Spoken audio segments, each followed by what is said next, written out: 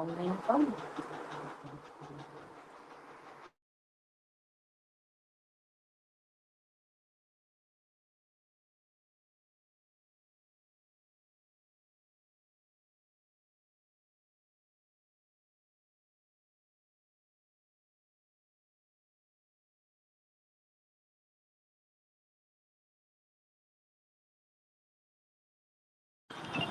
আচ্ছা, আজকে তোমাদের এখানে আমি একসাথে দুটো জিনিসই পড়াবো।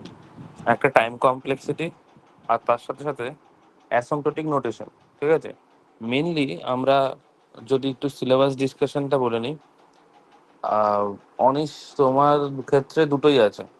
তোমার ক্ষেত্রে দুটো এখানে রয়েছে, এবং সেটা জাস্ট তোমার যে এক্সারসাইজটা ছিল, মানে যে চ্যাপ্টারটা ছিল, সেটা অ্যালগোরিদমের মধ্যেই তোমার দুটো রয়েছে। ঠিক আছে? এটা অ্যালগোরিদমেরই পার্ট, এবং তার সাথে সাথে এটা ডেটা স্ট্রাকচারের অ্যাডভান্স পার্টের মধ্যেও পড়ে।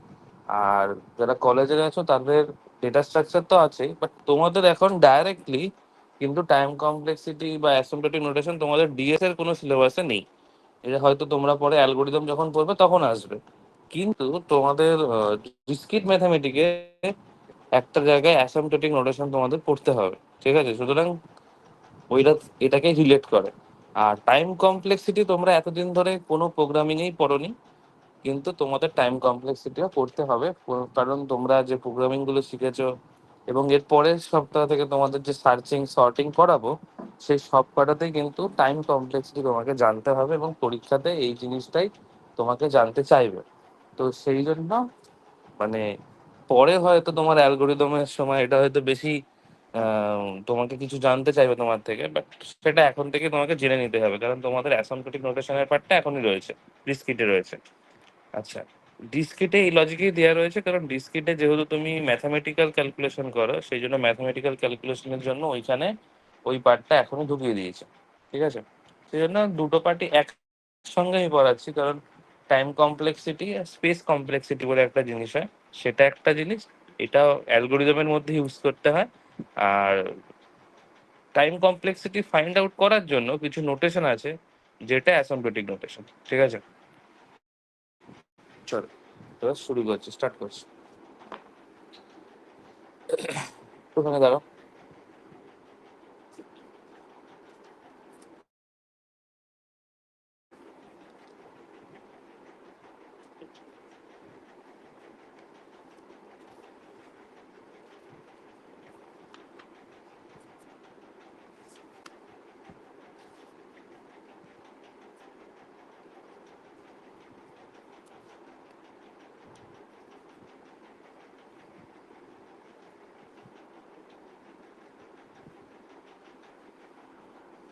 আচ্ছা, আমরা ওই টাইম কমপ্লেক্সিটির প্রথমে যেটা শিখবো, প্রথমে তো আমরা নোটেশন শিখবো না, প্রথমে আমরা টাইম কমপ্লেক্সিটি কি এই জিনিসটাকেই শিখবো। ঠিক আছে? আচ্ছা, টাইম কমপ্লেক্সিটি এই জিনিসটা তোমাদের যখন এর আগে প্রোগ্রামিং করিয়েছিলাম, তোমাদের একটু বলেছিলাম যে আমরা যখন কোনো একটা প্রোগ্রামিং লিখি, সেই প্রোগ্রামিং এর সেটার এক্সিকিউশন করতে একটা টাইম নেয়, বা সেটার প্রসেস করতে একটা সময় না, সেটা একটা টাইমের ব্যাপার আছে। যেমন তোমাদের তোমরা প্রথমেই টাইম কমপ্লেক্সিটি টার্মটা শুনেছিলে যখন আমি বলেছিলাম যে আমরা আহ, একটা প্রোগ্রামিং হ্যালো ওয়ার্ল্ড লিখবো 50 টাইমস। তো তখন বলতাম যে প্রিন্ট করে যদি কেউ লেখে, প্রিন্ট করে হ্যালো ওয়ার্ল্ড লেখে 50 টাইমস, আর কেউ যদি একটা ফর লুপ ইউজ করে, এই যে বিষয়টা এই যে বিষয়টা এই দুটোর মধ্যে ডিফারেন্সিয়েট ক্রিয়েট করে। এবং সেই ক্ষেত্রে আমরা যে ফর লুপ দিয়ে লিখেছি প্রোগ্রামিং, তারটাই আমি অ্যাকসেপ্টেবল করি। তার কারণ তার টাইম কমপ্লেক্সিটি কম। কারণ আমরা প্রোগ্রামিং যাই লিখি না কেন, আমাদের মধ্যে কথা হবে সেইটাই, যেখানে আমার প্রোগ্রামিং লিখতে কম সময় লাগে, মানে প্রোগ্রামিং এর এক্সিকিউশন টাইমটা কম হবে। মানে এক্সিকিউশন টাইমটাও ঠিক নয়, আমরা এখন ডিটেলসে যাবো। জাস্ট ভাবো যে তুমি এমন একটা অ্যাপ্রোচে লিখবে যার টাইম ওই মেমোরিতে ওটা ইউজ করতে কতক্ষণ নেবে, সেইটা আমাদেরকে টাইম কমপ্লেক্সিটি বলবো। আপাতত এটুকুই ভাবো। এইবার তোমরা প্রোগ্রামিং রান করানোর পর দেখবে একটা জায়গায় লেখা থাকতো না এক্সিকিউশন টাইম এত এত, বাট ওইটা কিন্তু আলাদা জিনিস, ওটার সঙ্গে এটার কোনো রিলেটেড নেই, ওই টাইমটার উপর কোনো এটা রিলেটেড নয়। কারণ ওই টাইমটা তোমরা এটা দেখো, সেটা তোমার কম্পাইলারের টাইম দেখায়, যে কম্পাইলার ওই প্রোগ্রামিংটাকে কতক্ষণে ওটাকে রান করাতে পেরেছে সেইটা ওখানে দেখায়, এছাড়া কিন্তু ওখানে আর অন্য কিছু দেখায় না। আমরা টাইম কমপ্লেক্সিটি বলতে বুঝি হচ্ছে, সাপোজ তুমি তোমার প্রোগ্রামিং এ, ধরো তুমি সবাই সি প্রোগ্রামিং, সবাই এখানে মোটামুটি সি প্রোগ্রামিংই জানো। তো ধরো তুমি প্রোগ্রামিং এ কিছু একটা ইনপুট নিয়েছো, সেই ইনপুটটা তোমার কতক্ষণ অবধি মেমোরিতে কাজ করছে, বা সেই ইনপুটটা কতক্ষণ টাইম কনজিউম করছে তোমার প্রোগ্রামটিকে এক্সিকিউশন না হওয়া অবধি, সেইটা হচ্ছে তোমার টাইম কমপ্লেক্সিটি। ধরো সাপোজ আমি এই যে প্রিন্ট হ্যালো ওয়ার্ল্ড বললাম, তুমি ধরো এই হ্যালো ওয়ার্ল্ডে তোমার একটা ইনপুট, ঠিক আছে? তাহলে তুমি যদি 50 টাইমস ওটাকে রিপিট করো না, তাহলে সেই ক্ষেত্রে ওটা 50 ইউনিট টাইম হয়তো খরচ করেছে। কিন্তু তুমি বলবে স্যার তাহলে আমি যখন ফর লুপ লিখবো, ওটাও তো 50 টাইমসই লুপটা ঘুরবে। হ্যাঁ, ওটাও 50 টাইমস লুপটা ঘুরবে, কিন্তু ওর একটা ব্যাপার আছে, ওই ব্যাপারগুলো আমরা একটা একটা করে শিখবো। মানে ওগুলোর যেমন আমরা নোটেশন ওয়াইজ ওটাকে শিখবো, এবং আস্তে আস্তে ওটাও তোমরা বুঝে যাবে। নর্মালি এখন তো এটা বোঝো যে তোমার যে অ্যাকচুয়াল টাইম, যেটা তোমার অ্যাকচুয়াল টাইম, যে টাইমটা ওই ইনপুট সাইজটার উপর ডিপেন্ডেন্ট। তোমার একটা প্রোগ্রামিং এর একটা সাইজ লেগেছে ইনপুটের উপর ডিপেন্ড করে। তুমি ধরো ইনপুট আজকে 10 দিতে পারো, তার জন্য একটা সময় যাবে। তুমি যদি আজকে ইনপুট ধরো 100 দাও, তাহলে তার সময় তো, তার জন্য তো অন্য একটা সময় যাবে। ধরো তুমি একটা কোনো প্রোগ্রামিং এ স্কোয়ার ওয়ার্ড বার করছো, তুমি প্রথমে 1 দিচ্ছ, তার জন্য অ্যান্সার আসবে 1, 2 দিচ্ছ, 4 আসছে, 3 দিচ্ছ, 9 আসছে। এই যে তুমি খানিকক্ষণ 10-এর পর বা 100-র পর যখনই বেরোবে, যখন তুমি আরো লার্জ স্কেলে চিন্তা ভাবনা করবে, তখন কি হবে, তোমার ইনপুট সাইজটা তো ডিপেন্ডেবল হয়ে যাবে। তোমার ইনপুট সাইজ যত বড় বাড়বে, তোমার ওই টাইম কনজিউমিংটাও লাফিয়ে লাফিয়ে বাড়বে। তো এইটাই যে তুমি তোমার ইনপুটের উপর ডিপেন্ড করে তুমি যে টাইমটা ম্যানেজ করছো বা টাইমটা নিচ্ছ একটা প্রোগ্রামিং এক্সিকিউশনের জন্য, বা একটা ফাংশন ইউজ করার জন্য, বা একটা প্রোগ্রামিং এর জন্য, সেটাকে আমরা টাইম কমপ্লেক্সিটি বলি। ঠিক আছে? ধরো এখানে আমি লিখেছি যে time complexity is the number of operations needed to run an algorithm on large amounts of data. এটাই বলে গেলাম এতক্ষণ ধরে।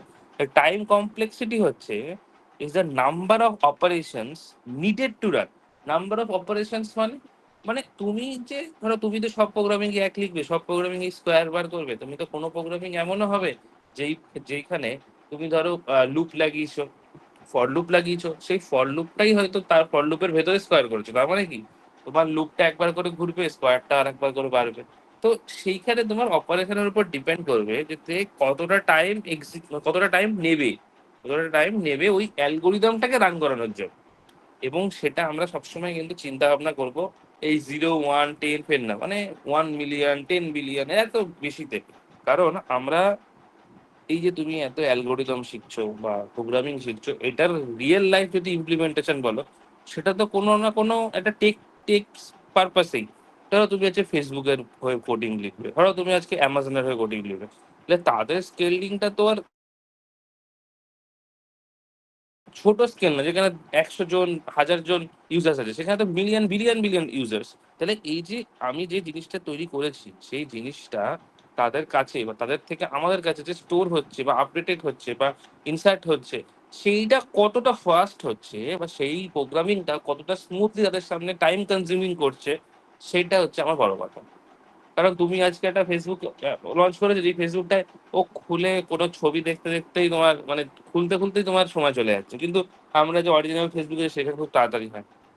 তো আমাদের অ্যালগোরিদমের উপর বেসিক্যালি ডিপেন্ড করে যে কোন অ্যালগোরিদমটা টাইম কনজিউমিং নয়। আমরা সব সেই অ্যালগোরিদমটাকেই অ্যাকসেপ্টেবল করব যেই অ্যালগোরিদমটা টাইম কমপ্লেক্সিটি কম হবে। ঠিক আছে? তো তারপরে বলছে and the number of operation can be considered as time because the computer uses some time for each operation. এটাই হচ্ছে কথা, যে আমরা যাই অপারেশন লিখি না কেন, তার জন্য আমার সিস্টেম বা মেমরি কিছু মানে টাইম কনজিউম করে, সেই টাইমটাই আমরা এখানে ক্যালকুলেট করব। এবং আমরা একটা একটা প্রোগ্রামিং বিভিন্ন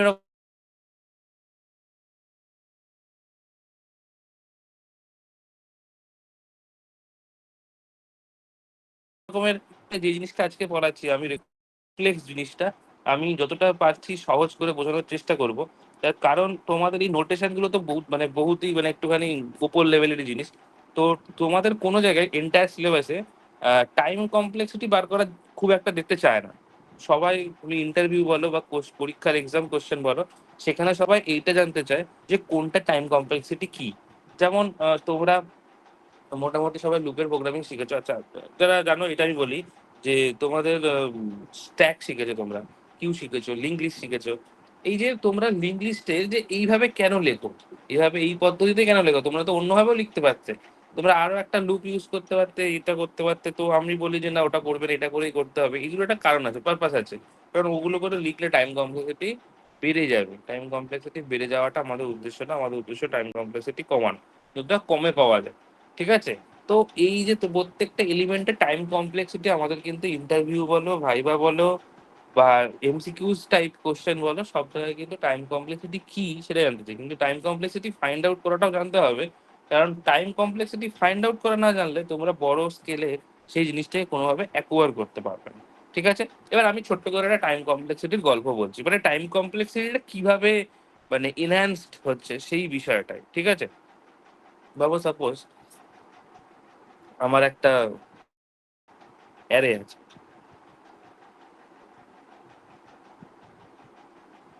তো এটা একটা অ্যারে। এই অ্যারেতে তুমি কিছু এলিমেন্ট রেখেছো। কি এলিমেন্ট আছে সেটা তোমার অত দরকার নেই, কি কি কিছু না কিছু এলিমেন্ট এখানে আছে। ঠিক আছে? আচ্ছা, ভাবো যে আহ, তো ধরো তোমার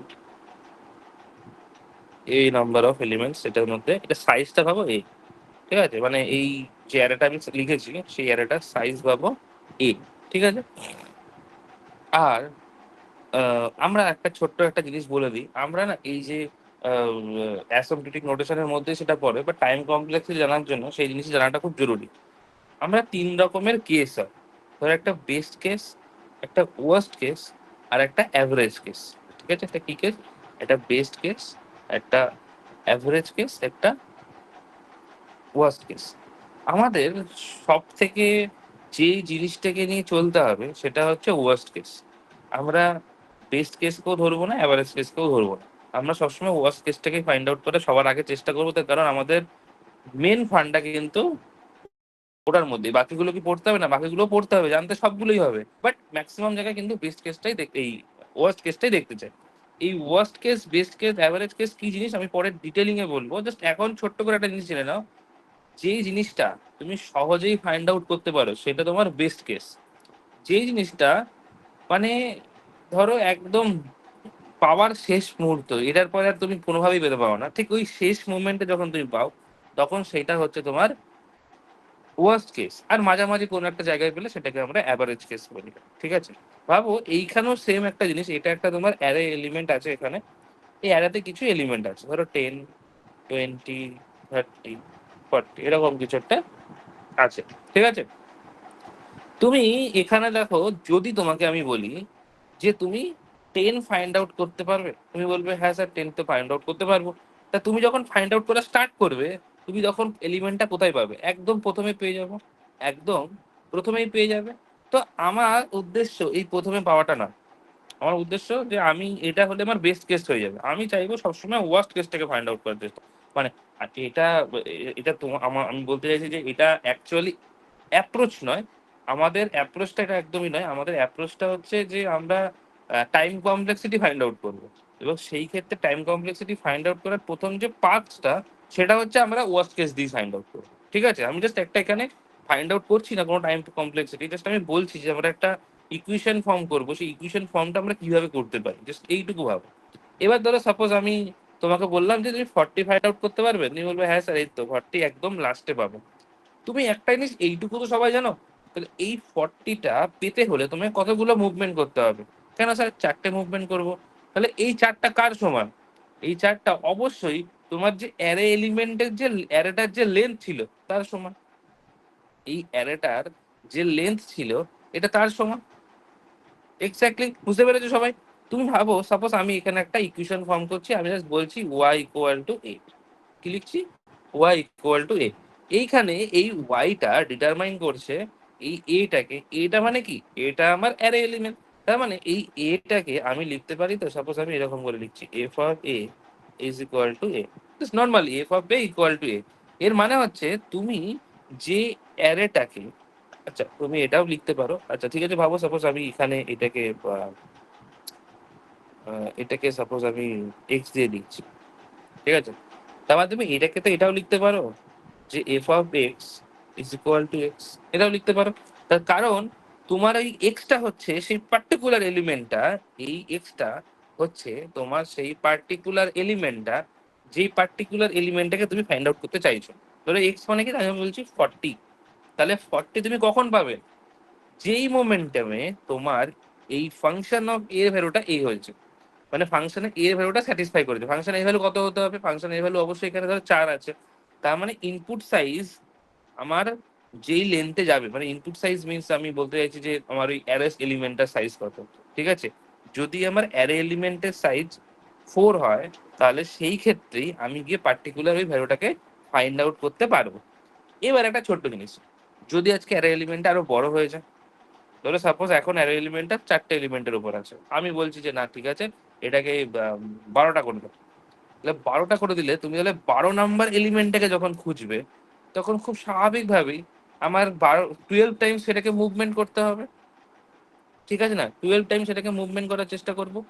এই যে আমরা ওয়ার্স্ট কেস অবধি এটাকে নিয়ে যাচ্ছি, এইটাই হচ্ছে আমার টাইম কমপ্লেক্সিটি। আমরা এই টাইম কমপ্লেক্সিটাকে ফাইন্ড আউট করার জন্য একটা ডিনোশন করি, মানে একটা নোটেশন আছে, যেটাকে আমরা সাধারণত বি গো দিয়ে লিখি। কি দিয়ে লিখি, বি গো দিয়ে। অ্যাকচুয়ালি একটা জিনিস কারেকশন করছি, তাহলে একদম ইয়ের মতো হয়ে যাবে, এটাকে এ না লিখে না, এটাকে এ লিখতেই পারো, কোনো অসুবিধা নেই, এটাকে এন লেখো। এন লিখলে বিষয়টা একদম অ্যাকুরেট হবে। এবার আমরা এনই তে লিখবো, আলটিমেটলি বইটা সব জায়গায় এনই দেখবে, এন লিখবে। এটাকে আমরা সাধারণত বিগ ও এন বলে থাকি। এর মানে কি না মানে এটা এখনই বুঝতে হবে না, আমি জাস্ট খানিকক্ষণ পরেই বলবো। সব ভাবো, এটাকে বলা হয় বিগো। তোমরা যে ও লেখো সেটা বিগো, মানে ক্যাপিটাল ও, মানে নামটা অ্যাকচুয়ালি বিগোই বলতে হবে তোমাকে। এটা বিগো, এন হচ্ছে টাইম কমপ্লেক্সিটি। স্যার কিভাবে এটা আসছে, ঠিক আছে কিভাবে আসছে আমি বলবো। তার আগে একটা ছোট্ট জিনিস, যে জিনিসটা আমরা এখানে এতক্ষণ ধরে ভাবলাম, সেটাকে একটুখানি গ্রাফিক্যালি জিনিসটাকে ভাবার চেষ্টা করো। ভাবো,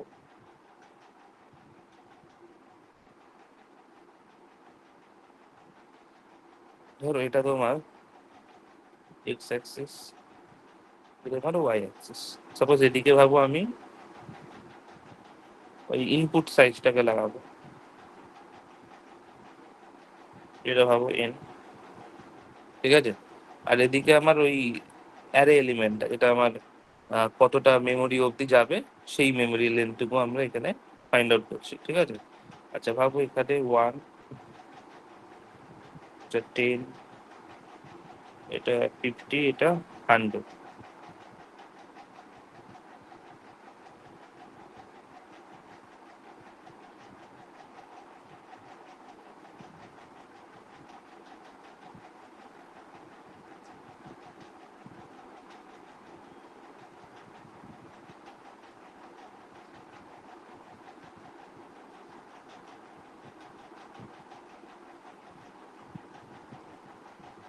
হ্যাঁ, যদি তুমি প্রথমেই যেটা এলিমেন্টটা পেয়ে যাও, তোমার অ্যারে ইনপুট সাইজের লেন্থটা ধরো একটাই আছে, তাহলে তুমি প্রথমবারই ডেটাটাকে পেয়ে যাবে।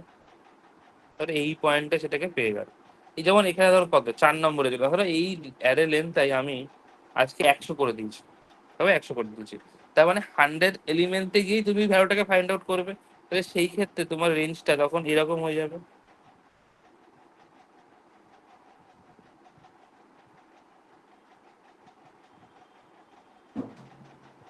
তাহলে 50-র ক্ষেত্রে ধরো একটা এরকম হবে।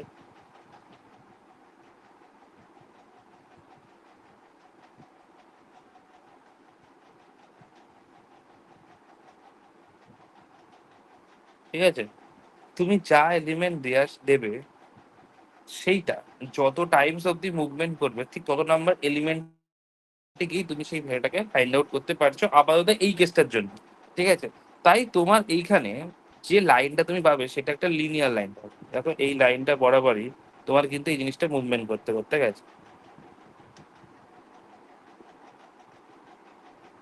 ঠিক আছে, একটুখানি ছবিটা দেখা হয়ে গেল, সোজা করে একটা কি হতো। যাই হোক, তুমি এই লাইনটা বরাবর কিন্তু সব ডেটাগুলো পাবে। ঠিক আছে, তো এইটা একটা লিনিয়ার লাইন। আমরা এইখানে এটাই বলতে চাইলাম যে টাইম কমপ্লেক্সিটি মানে তুমি যে একটা প্রোগ্রামিং এ তুমি যে টাইমটা কনজিউম করেছো তোমার ইনপুট সাইজের ওপর বেস করে। তাই তোমার ইনপুট সাইজ যেখানে তোমার ধরো suppose N number of inputs, ধরো তুমি এখানে 4 দিতে পারো, তুমি এখানে 100 দিতে পারো, তুমি এখানে 1 মিলিয়ন দিতে পারো। কিন্তু তোমার সেই ক্ষেত্রে সব থেকে ওয়ার্স্ট সিনারিও কোনটা, সব থেকে ওয়ার্স্ট সিনারিও কোনটা, যেটাকে আমরা ওয়ার্স্ট সিনারিও বলবো, সেটা কোনটা? সেটা হচ্ছে আমার পার্টিকুলারলি একদম লাস্টে যেই ভ্যালুটাকে আমরা ফাইন্ড আউট করার চেষ্টা করবো, একদম লাস্টে, সেটাকে আমরা ওয়ার্স্ট সিনারিও বলবো। ঠিক আছে, এইটুকু অব্দি কারো কোনো প্রবলেম থাকলে বল।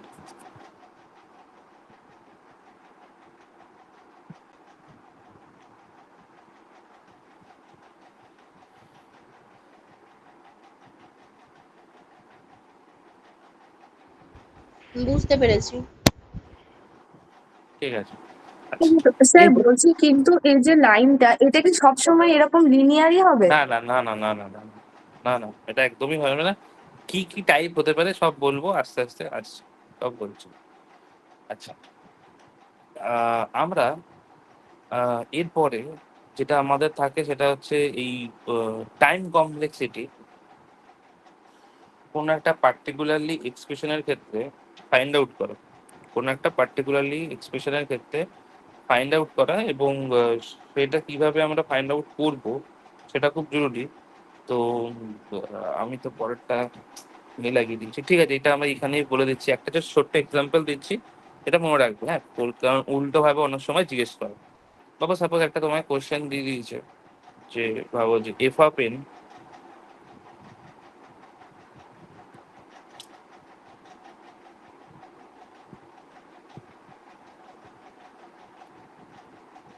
লিখেছে F of N is equal two 5n² plus 2n plus 5। ঠিক আছে, বলেছে এখানে অর্ডার অফ এনটা ক্যালকুলেট করে। অর্ডার কতটা, মানে অর্ডার, অর্ডার মিনস এই যে এটার কমপ্লেক্সিটি কত, এই এক্সপ্রেশনটার কমপ্লেক্সিটি কত হতে পারে তো বলে তোমার ধারণা। তো তুমি তখন কি করে বার করবে এটা? তোমাকে সাধারণত প্রোগ্রামিংও দিয়ে দিতে পারে, আবার অনেক সময় এরকম আমাদের এক্সপ্রেশনও দিয়ে দিতে পারে, যেগুলোকে আমরা পলিনোমিয়াল এক্সপ্রেশন বলি, তার পার্সপেক্টিভেও দেয়। তো এটা বার করার প্রথম তোমার কাজ হচ্ছে, ফার্স্ট তোমার কাজ হবে এই যে যে কোএফিসিয়েন্ট গুলো লেখা রয়েছে সেই কোএফিসিয়েন্ট গুলোকে উড়িয়ে দেওয়া। সবার প্রথম কাজ হচ্ছে কোএফিসিয়েন্ট গুলোকে উড়িয়ে দেওয়া, এই কোএফিসিয়েন্ট গুলোকে উড়িয়ে দেওয়া, এবং তার সাথে সাথে এই কনস্ট্যান্ট টার্মটাকেও উড়িয়ে দেওয়া। ঠিক আছে, দিয়ে পরের লাইনে এটাকে আমরা মডিফাই করে লিখতে পারি n² প্লাস এন, এবং এই কনস্ট্যান্ট টার্মটাকে অ্যাজ পার 1, আপাতত 1, কারণ আমরা খানিকক্ষণ পরেই শিখবো যে আমাদের যে বিগ ওটা লিখছি তার পাশে যে ব্র্যাকেটে খানিকক্ষণ আগে এন লিখলাম, এই ব্র্যাকেটের পাশে যে লেখাটা লেখা হয় তার কিছু স্পেসিফিক টাইপ আছে, ওগুলো ছাড়া অন্য কিচ্ছু লেখা যায় না। ঠিক আছে, যদি তোমার প্রোগ্রামিং এ 5 ইউনিট টাইম আসে, তুমি সেটাকে ওই বিগো 1 লিখেই বোঝাবে, তার মানে ও বুঝে যাবে যেটা বিগো 1 মানে ওটাকেই বোঝানোর চেষ্টা করছে। ঠিক আছে, এবার এইটার মানে এই, ঠিক আছে ওটার মানে এখন বুঝতে হবে না, পরেই বলছিল, ওটা গুলিয়ে ফেলবো। আচ্ছা ঠিক আছে, হলো এখানে n² প্লাস 1, n প্লাস 1 এলো।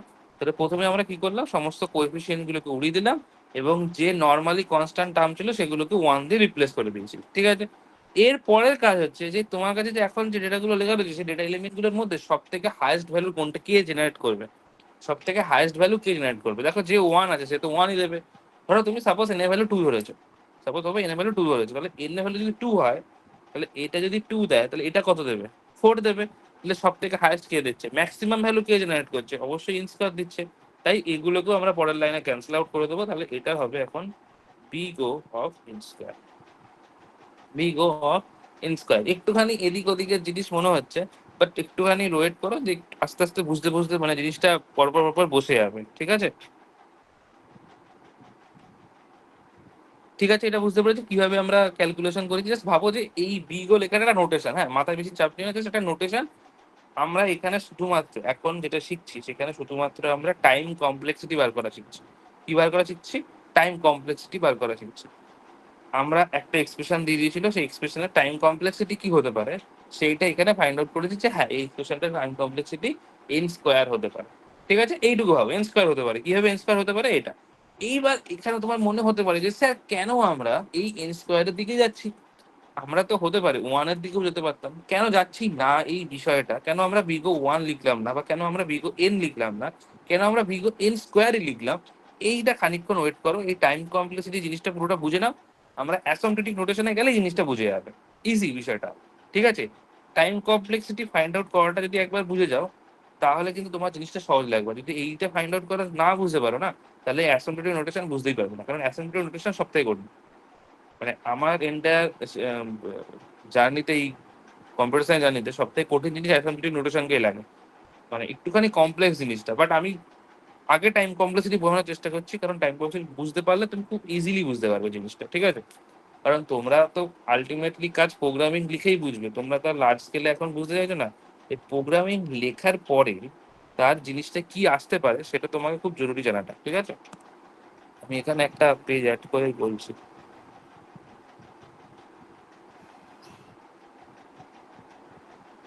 আর তো না, 1 মিনিট চেষ্টা।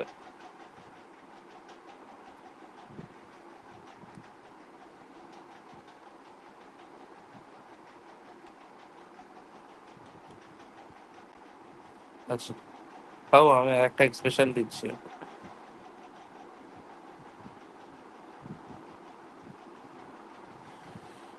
হ্যাঁ,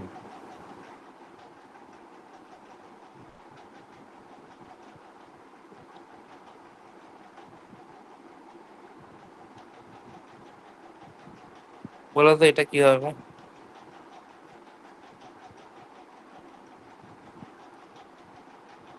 এটার অর্ডার কত হবে?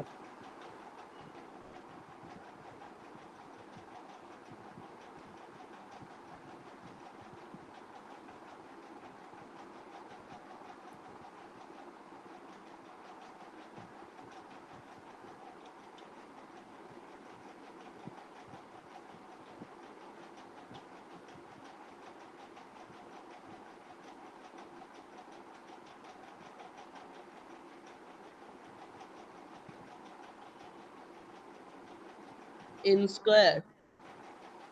N square, correct.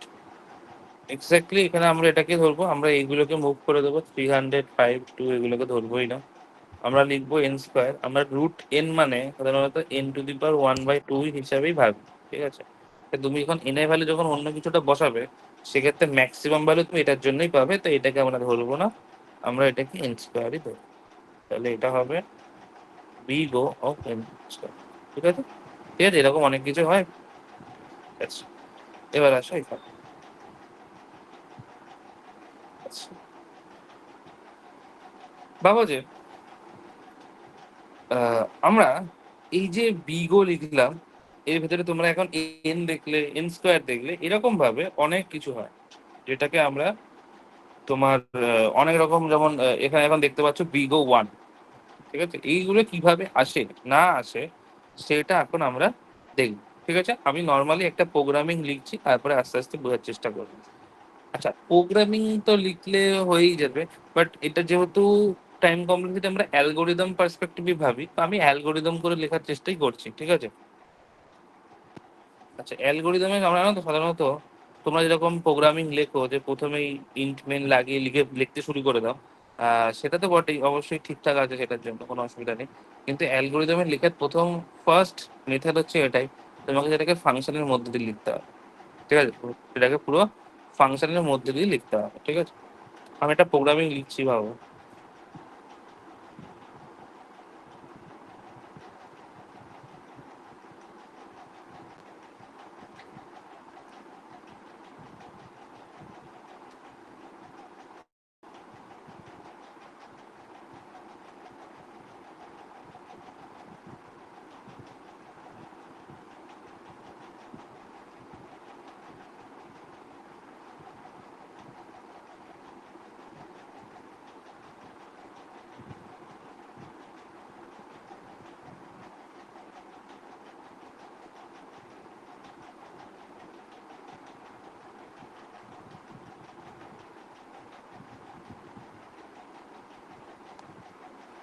ঠিক আছে,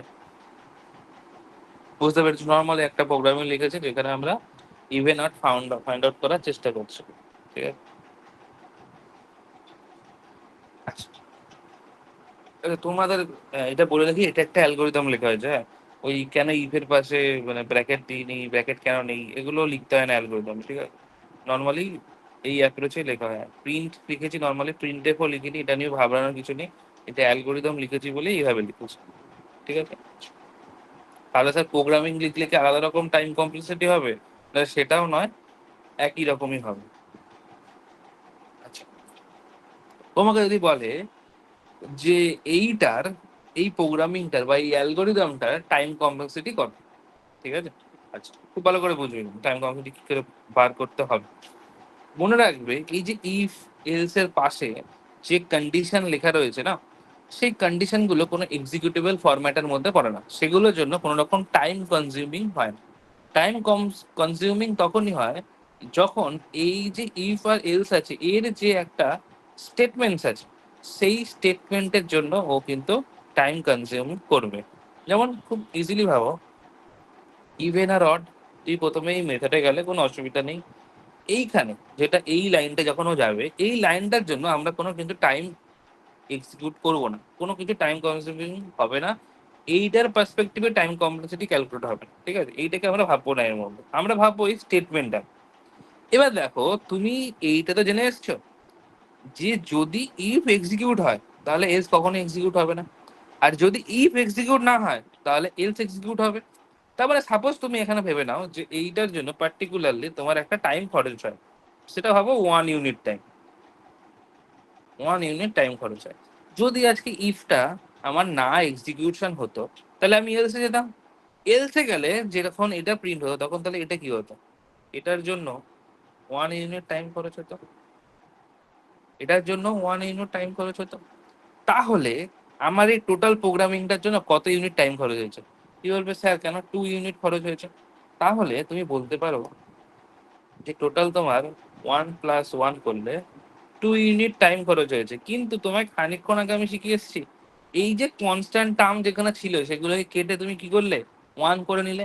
এটাই নিয়ম যে আমরা এই যে অর্ডারটাকে মেনটেনেন্স করব, যে বিগোল দিয়ে লিখবো এই অর্ডারটাকে, এই অর্ডারটাকে আমরা সবসময় 1 দিয়ে লিখবো। এর কারণ হচ্ছে এটাই, যাতে আমার সিস্টেম বুঝতে পারে যে এখানে আমি একটা স্পেসিফিক্যালি কোনো একটা কনস্ট্যান্ট টাইমের ওপরই কাজ করেছি। সেই জন্য আমরা এখানে যতই 2 পাই না 3 পাই না কেন, এর মানে ও বুঝেই যাবে যে এইটা অ্যাকচুয়ালি অর্ডার অফ বা বিগো অফ 1 ইউনিট কাজ হচ্ছে। এই জন্য এর টাইম কমপ্লেক্সিটি হবে বিগো 1। ধরো তুমি এখানে বলে স্যার আমি আর একটা যদি এলিফ লাগাই, হ্যাঁ লাগাও। সেই তো এলিফ লাগালে কনসেপ্ট একই, ইফ এক্সিকিউট না হলে এলিফ এক্সিকিউট করবে, সেক্ষেত্রে এলসেও যাবে না। পার্টিকুলার একটা টাইমে একটাই তো এক্সিকিউশন হবে, যতই তুমি প্রত্যেকটা একটা ইন্ডিভিজুয়াল টাইম বার করো না কেন, কিন্তু পার্টিকুলার একটা টাইমে কটা হবে, একটাই হবে। সেই জন্য আমরা এটাকে কনস্ট্যান্ট টাইমের মধ্যে ফেলবো এবং এখান থেকে আমরা 1 ইউনিট কাজই পাবো, এবং যেটাকে আমরা অর্ডার অফ 1 বা বিগ ও 1 দুটোই বলতে পারি। বিগ ও 1 যেটা তোমার নোটেশন ওয়াইজ বলা হয়, আর টাইম কমপ্লেক্সিটি বলা হয়, তাহলে বলা হয় যে অর্ডার অফ 1। বলো এটা বুঝতে পেরেছো কিনা?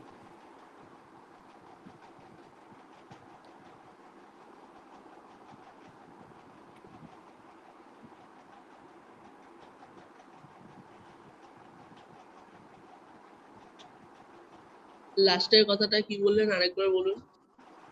লাস্টের কথাটা বললাম যে ধরো তুমি এই যে ভিগো অফ 1 লিখেছো, তো এটাকে বলার দু রকম টাইপ থাকে। একটা যদি অ্যাসেম্বলিক নোটেশন পারপাসে লেখো তাহলে লিখবে, বলবে যে এটা বিগ ও 1।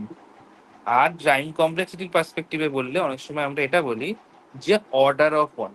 কথার মানে একই, অর্ডার অফ 1,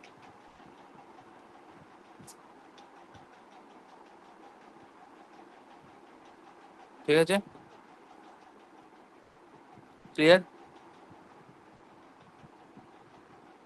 কিন্তু কিন্তু স্যার যদি ইফ এর মধ্যে ধরুন ওই প্রিন্ট ইভেন নাম্বার তারপরে আরো অনেক রকমের প্রিন্ট থাকলো, সেক্ষেত্রে কি হতে পারতো? না আমি বলছি, হ্যাঁ তুমি এটা বলেছো, হ্যাঁ তুমি এইটার পার্সপেক্টিভ যে তুমি ওটা পুরোটার জন্য 1 ইউনিট টাইম। তুমি তো ইফ এক্সিকিউট হয়েছে বলেই ওই স্টেটমেন্টটাকে ইউজ করেছো। ধরো তুমি সাপোজ ওখানে আরো 100টা লেখা আছে, 100টা স্টেটমেন্ট লেখা, তাহলে তো ওখানে 100খানা ইউনিট কাজ হবে। কিন্তু তোমাকে কি শেখানো হয়েছে, 100 ইউনিট হোক, 200 ইউনিট হোক, ওগুলো সব কনস্ট্যান্ট টার্মের মধ্যেই পড়ে, ওগুলোই কেটে আমি 1 ইউনিটই লিখবো। আচ্ছা, তার মানে আমার যাই হোক না কেন ওটা ওয়ানই হবে আলটিমেটলি। হ্যাঁ আলটিমেটলি 1ই হবে। এবার তুমি ভাবছো যে স্যার আমি তো ধরো 100 মিনিট কাজ করেছি, আমাকে 1 মিনিট বলা হচ্ছে না, সেটা কিন্তু নয়। কিন্তু টাইম কমপ্লেক্সিটি মানে এটাই প্রথমে বলা হয়েছে যে তোমার প্রোগ্রামিং কতক্ষণ ধরে এক্সিকিউশন হয়েছে সেটা নয়। টাইম কমপ্লেক্সিটি মানে হচ্ছে একটা ইনপুট তোমার ওই পার্টিকুলার স্টেটমেন্টটাকে বা পার্টিকুলার ওই অ্যালগোরিদমটাকে রান করানোর জন্য কতবার ও নিজেকে রিপিটেট করেছে, বা কতক্ষণ ওখানে ও নিজে ওয়েট করেছে, বা কতক্ষণ ও নিজের ওই লাইনটার ভেতরে ছিল, সেটা হচ্ছে তোমার টাইম কমপ্লেক্সিটি। ঠিক আছে, ঠিক আছে, বুঝতে পারবে বাবা, এক্ষুনি আস্তে আস্তে মাথা ক্লিয়ার হয়ে যাবে জিনিসটা। আচ্ছা এবার আসছি বিগো এন। আচ্ছা এখানে একটা সুন্দর জিনিস বলা আছে, বিগো ওয়ান এর পরে দেখো লেখা রয়েছে কনস্ট্যান্ট টাইম। তোমরা কনস্ট্যান্ট টাইম মানে বুঝতে পেরেছো, জিনিসটা ফিক্সেবল করা থাকবে। আচ্ছা এবার আসছে লিনিয়ার টাইম। হ্যাঁ এই লিনিয়ার টাইম এইগুলো কিন্তু খুব ভালো করে মাথায় রাখতে হবে, কারণ পরীক্ষায় এই জিনিসগুলোই বড্ড বেশি তোমাদেরকে জানতে চাইবে। তোমরা শর্ট করে দেখেই বলে দিতে পারবে যে কি হতে পারবে। লিনিয়ার টাইম, তাই তো, বিগো অফ এন, তার মানে এন আনতে হবে। আচ্ছা ঠিক আছে, ধরো আমি আর একটা প্রোগ্রামিং লিখছি যে for I equal to 1 R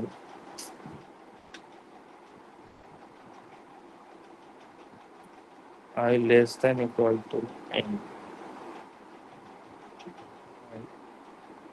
plus plus।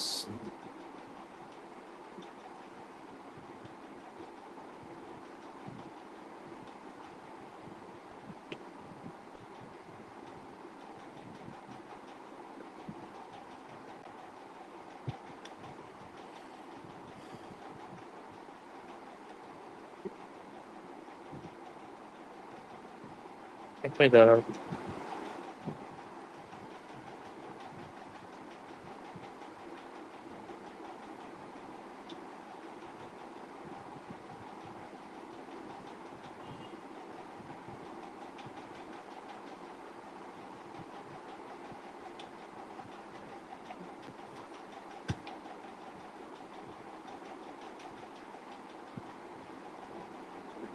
ওকে, আমরা এই প্রোগ্রামিংটা লিখেছি। তোমরা ভেবে নাও যে আমরা এন এর ভ্যালুটা এখানে 5 দিয়েছি, ঠিক আছে, এন এর ভ্যালুটা 5 দিয়েছি। আচ্ছা মনে রাখবে, আমরা যে লেখার মধ্যে যখন আমরা সি প্রোগ্রামিং লিখেছি সবাই, সি প্রোগ্রামিং এ আমরা ব্র্যাকেট ইউজ করতাম। এখানে যেহেতু ব্র্যাকেট ইউজ নেই, যারা সি প্রোগ্রামিং ছাড়াও পাইথন শিখেছো তারা মোটামুটি এই বিষয়টা জানো যে পাইথনে কিন্তু মেনলি আমরা জিনিসটাকে বোঝানোর জন্য ব্র্যাকেট থাকতো না বলে একটা ইনডেন্টেশন ফলো করতাম। মনে রাখবে অ্যালগোরিদমেও কিন্তু যেহেতু ব্র্যাকেট ইউজ হয় না, সেই ইনডেন্টেশনটা মেনটেন করার জন্য আমরা কিন্তু ঠিকঠাক স্পেস দিয়ে লিখি যাতে অর্ডারটাকে বোঝা যায়।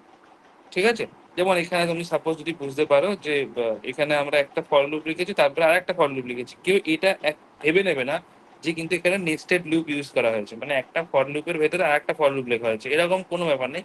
এখানে পরপরই দুটো ফর লুপ লেখা রয়েছে, এখানে পরপর দুটো ফর লুপ লেখা হয়েছে। আচ্ছা এবার প্রথম গল্পে আসি আমি। ধরো সাপোজ আমি এনে ভ্যালু 5 দিয়েছি। যদি এনে ভ্যালু 5 দাও, তাহলে তুমি বলতে পারবে এইটা কতক্ষণ অব্দি এক্সিকিউট করবে প্রথম পার্টটা, এই প্রথম পার্টটা আমার কতক্ষণ অব্দি এক্সিকিউট করবে, এর টাইমটা কি হবে স্যার, এর টাইমটা।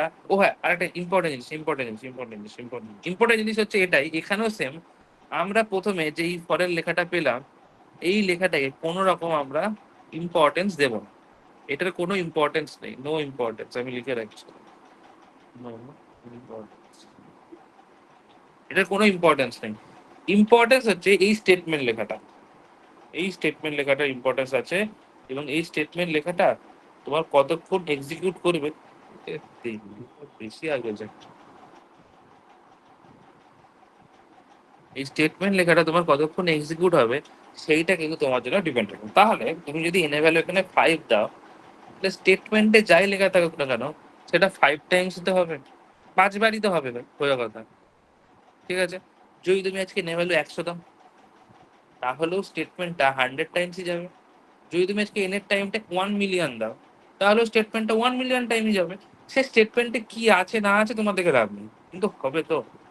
এই জন্য তাহলে আমি বলতে পারি তো, আমার এই যে স্টেটমেন্ট এটা যখন প্রিন্ট হচ্ছে বা এই স্টেটমেন্ট এটাকে এক্সিকিউশন করছি, তার জন্য আমার যে ইনপুট ভ্যালু এন ছিল তার উপর ডিপেন্ডেন্ট।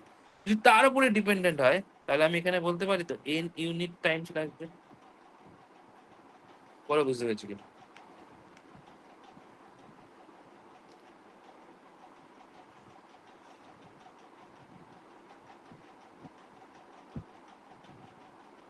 অনেশ বুঝতে পেরেছো তো? হ্যাঁ হ্যাঁ। দাদা ঠিক আছে। ঠিক আছে। আচ্ছা, তারপরে এই পুরো ফর লুপের কাজটা হয়ে যাওয়ার পর আমার তো এটা একসাথেই লেখা নয়, মানে একটা লুপের ভেতর একটা লুপ লেখা নয়, এটা দুটো আলাদা আলাদা স্টেটমেন্ট ওয়াই স্টেটমেন্ট। তাহলে এইটা হয়ে যাওয়ার পর অবশ্যই এটা এখানেই মুভ করবে। এখানে মুভ করেও এনে ভ্যালুটা আগে তুমি যা দিয়েছো এখানেও তাই দেওয়া থাকবে। তাহলে এই জায়গাতেও এইটাতেও আমরা আবার কোনো ইম্পর্টেন্স দেবো না, আবার এখানে স্টেটমেন্ট বি তে চলে যাবো। তাহলে স্টেটমেন্ট বিটা কতক্ষণ অবধি যাবে? স্যার স্টেটমেন্ট বিটাও আমার এন ইউনিট অবধি যাবে। কারণ যদি আমি এন এ ভ্যালু 5 দিই, তাহলে ওপরের বারে যদি স্টেটমেন্ট এটা 5 বার প্রিন্ট করে, নিচে স্টেটমেন্ট বিটা 5 বারই প্রিন্ট করবে।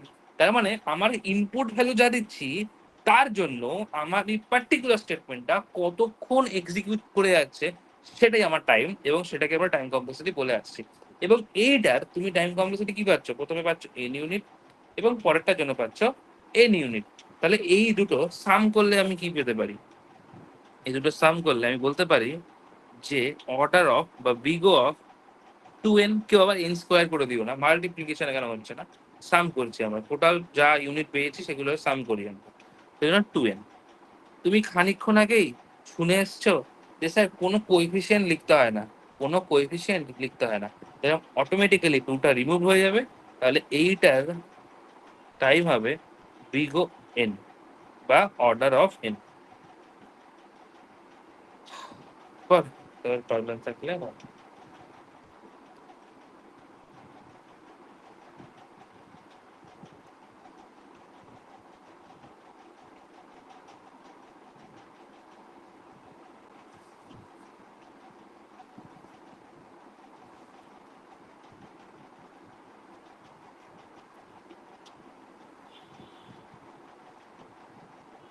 যদি প্রবলেম না থাকে তাহলে মুখে না বলতে পারলো একটা কিছু, এই কি লাইক টাইক দাও, ওটা দিয়ে একটু বুঝিয়ে দাও, তবে পরের পার্টে যাবো। বুঝতে পেরেছি। ঠিক আছে। আচ্ছা এরপরে আসছি।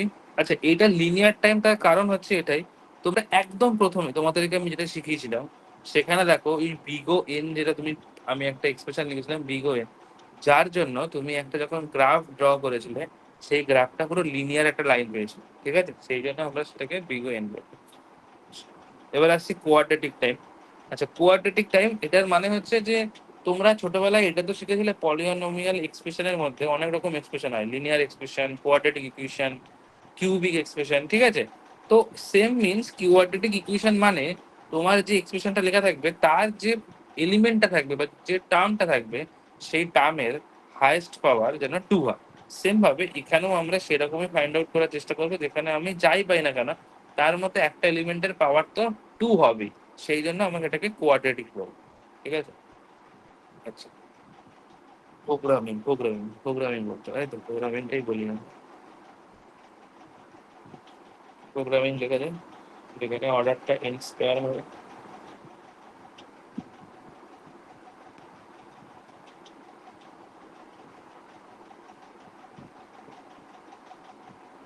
হ্যাঁ ধরো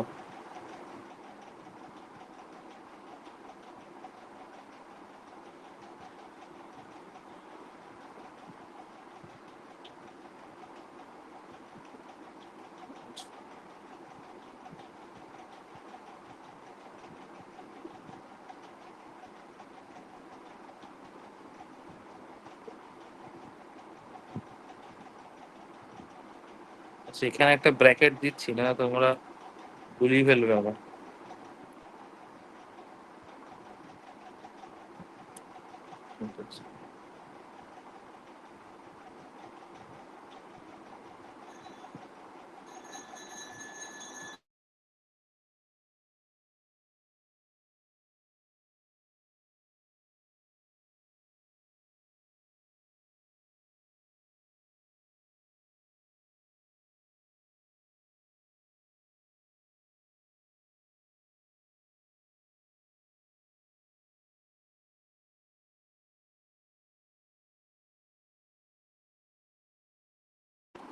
আচ্ছা, এই প্রোগ্রামিংটায় যদি ভালো করে খেয়াল করো, এইখানে নেস্টেড লুপ ইউজ করো। ঠিক আছে, এখানে আমরা নেস্টেড লুপ আমরা ইউজ করছি। ঠিক আছে, দেখো কিভাবে এটা হচ্ছে।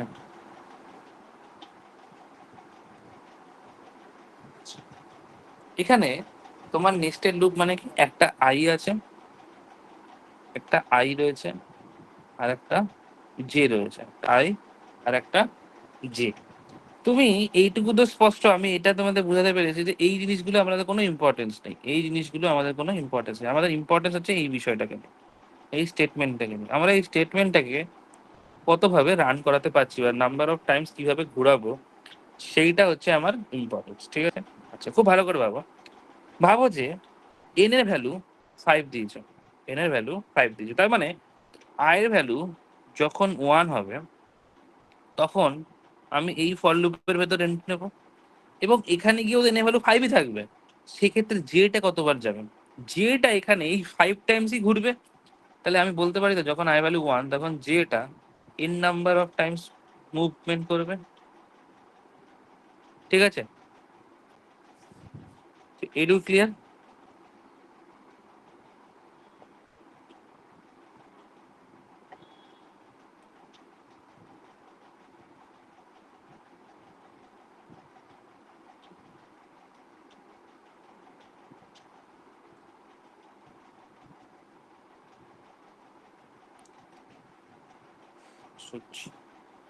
আচ্ছা, ধরো এই আই এর ভ্যালুটা যখন 2 হবে তখন এই জেটাও, এই পরের জেটাও আবার সেই এন নাম্বার অফ টাইমসই মুভমেন্ট করবে। আই এর ভ্যালুটা যখন 3 হবে তখন N number of times movement করবে।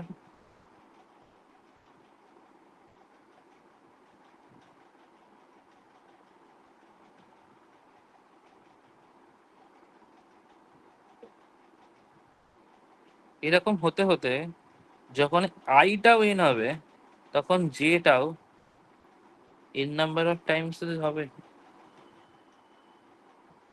ক্লিয়ার এটুকু?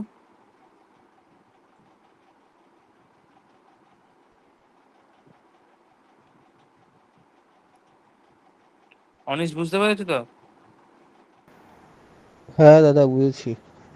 অয়নিশ বলিনি, অনিশকে বলেছি। ও আচ্ছা, আমি ভেবেছি হ্যাঁ ঠিক আছে। ঠিক আছে, অনিশ কখন বেরোবে তুমি?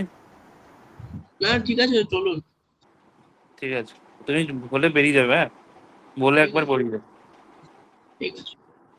আচ্ছা, তো এইটার জন্য যদি আমরা টাইমসটা ক্যালকুলেট করি টোটাল, তাহলে কি হবে? এই ক্ষেত্রে দেখো এই একটা টাইম পাচ্ছ, এর জন্য তুমি এই টাইমটা পাচ্ছ, তাই তো?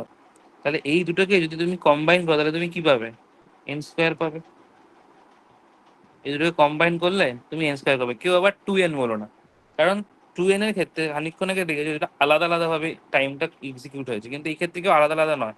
এই ক্ষেত্রে আই এর ভ্যালুটা এন হলে তার জন্য কিন্তু এই এনটা এক্সিকিউট হয়েছে। তার মানে এখানে কিন্তু এটা অর্ডার অফ এন স্কোয়ার হয়েছে। সো আমরা বলতে পারি এইটার ক্ষেত্রে আমার অর্ডারটা হচ্ছে order of n square, order of n square. Okay,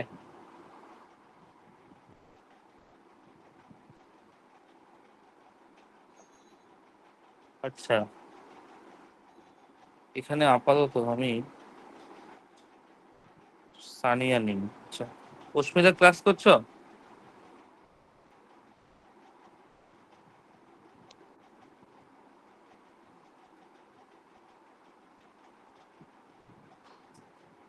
Asmita class করছো কি? তোমার কথা শোনা যাচ্ছে না। স্যার আছি। আচ্ছা,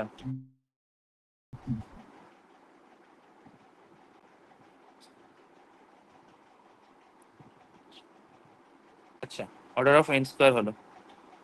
এবার আসছে লগ এন। আর কিছু আছে? লগ এনই আছে। লগ এনটার জন্য যেটা তোমাদের সব থেকে ইম্পর্টেন্ট, লগ এন। হ্যাঁ, লগ এনটাকে ক্যালকুলেট করে করতে হবে। ভাবো যে ডিভাইড করে কি ঝামেলা মিটে যাবে। ফর আই ইকুয়াল টু, তারা লিখছি আই ভ্যালুটাকে আই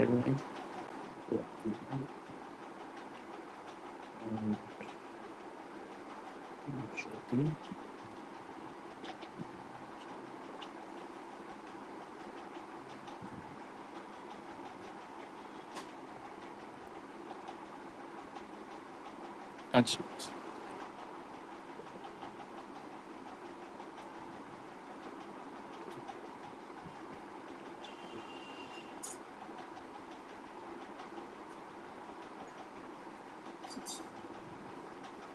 আচ্ছা, ঠিক আছে। আচ্ছা ভাবো এরকম একটা প্রোগ্রামিং আছে, কেউ আবার এটা ভাবো না যে আচ্ছা দাও এটা লিখলে আবার ডাউট হবে তোমাদের, এরকম ঠিক আছে।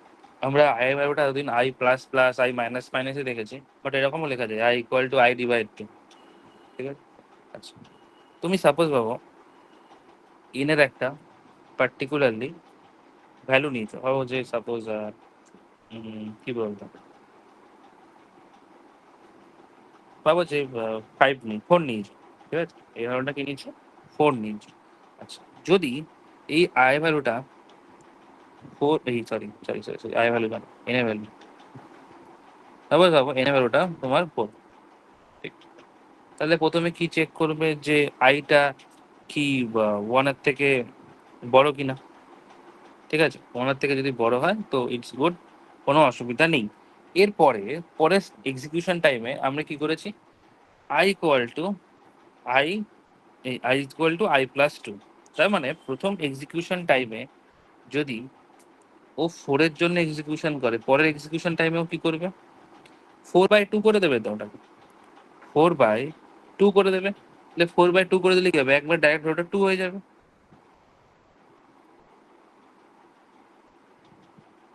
বুঝতে পারছো তো।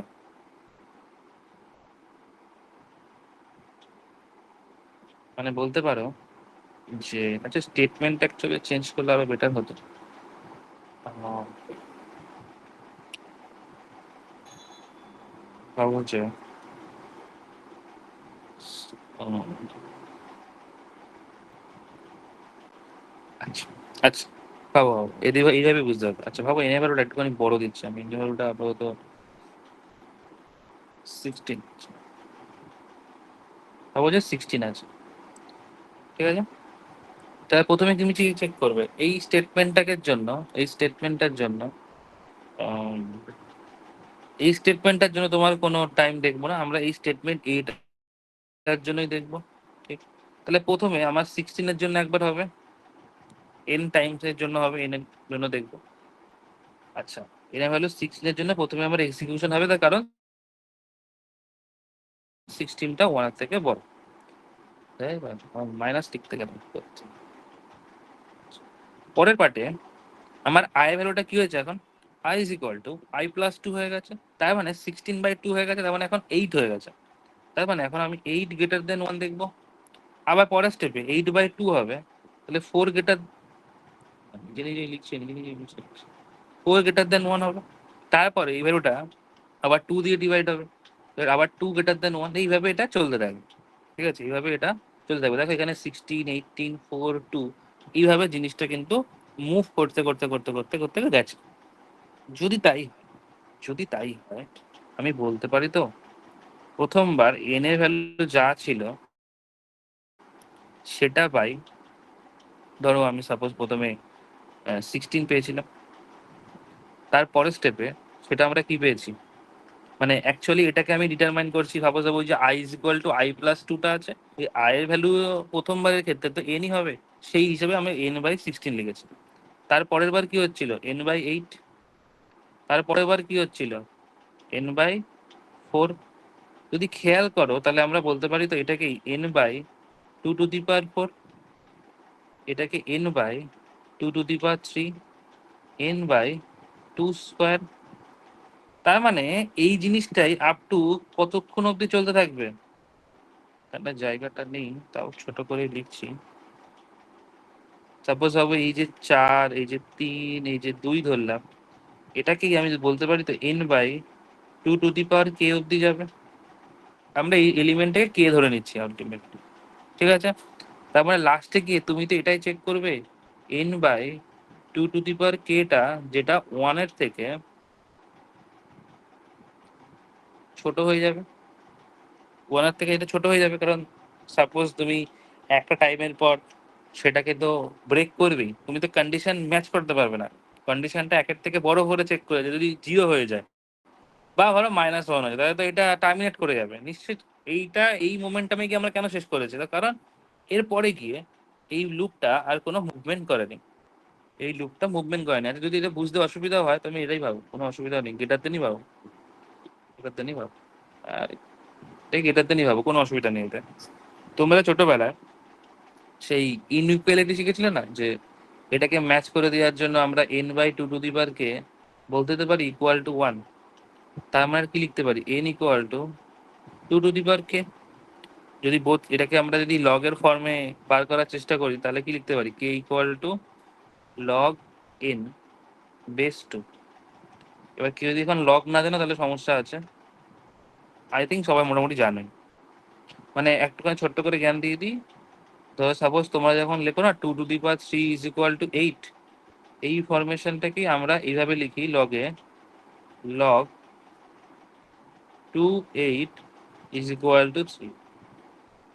সেম ভাবে এটাকে ঘুরিয়ে লেখা হচ্ছে n equal to the power k, আমরা সেজন্য log 2n is equal to k লিখেছি, ওইভাবে লিখেছি, ঠিক আছে?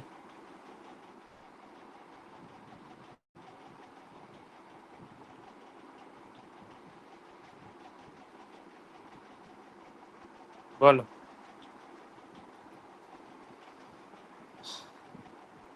জাস্ট এতক্ষণ তোমরা একটা প্লাস মাইনাস একটা মুভমেন্টে যাচ্ছিলে, সেই ক্ষেত্রে তোমাদের এন এর ভ্যালুটা কোনো দরকার পড়েনি, মানে এন এর ভ্যালুটাকে ওইভাবে তোমরা রিলেট করোনি।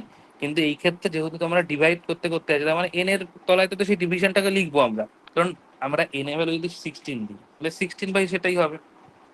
আমরা এন এর ভ্যালু দেবো যাই দিই না কেন, সেটা করতে করতে তো মুভ করবে, তাই জন্য আমরা নিচে পার্টিকুলার যে এলিমেন্টটা আমরা পাচ্ছিলাম আয়ের ভেতরে সেইটাকে নিচে লিখেছি, এবং এক ঘর পর যখন ওটা কমে যাচ্ছে সেটাকে নিচে লিখেছি। এই জন্য n by 16, n by 8, n by 4 করে যাবে। কতক্ষণ যাবে, up to n to the power 2 to the power k অব্দি যাবে। k এটাকে আমরা এখানে ওই পাওয়ারের ভেরিয়েবল হিসেবে ধরে নিয়েছি একটা। তো ওটাকে যদি আমরা সিম্পলিফাই করি তাহলে আমরা দেখতে পাচ্ছি যে লগ n পাচ্ছি। তাহলে আমরা বলতে পারি যে এই ক্ষেত্রে এইটার অর্ডার হচ্ছে লগ n। টুটা লিখতে পারো, এখানে টুটা লেখা নেই, বাট অ্যাকচুয়ালি বিষয়টা ওরকম। ও এখানে বলাই আছে যে cut the problem size in half of with each step. আচ্ছা এখানে এটা বলে দিয়েছি, ঠিক আছে? এগুলো খুব ভালো করে পড়বে কিন্তু, বলে লেখাগুলো যেগুলো অ্যাড করে দিয়েছি, ঠিক আছে? এটুকু তো আশা করি কারোর কোনো অসুবিধা নেই। পরের পার্টে যাই।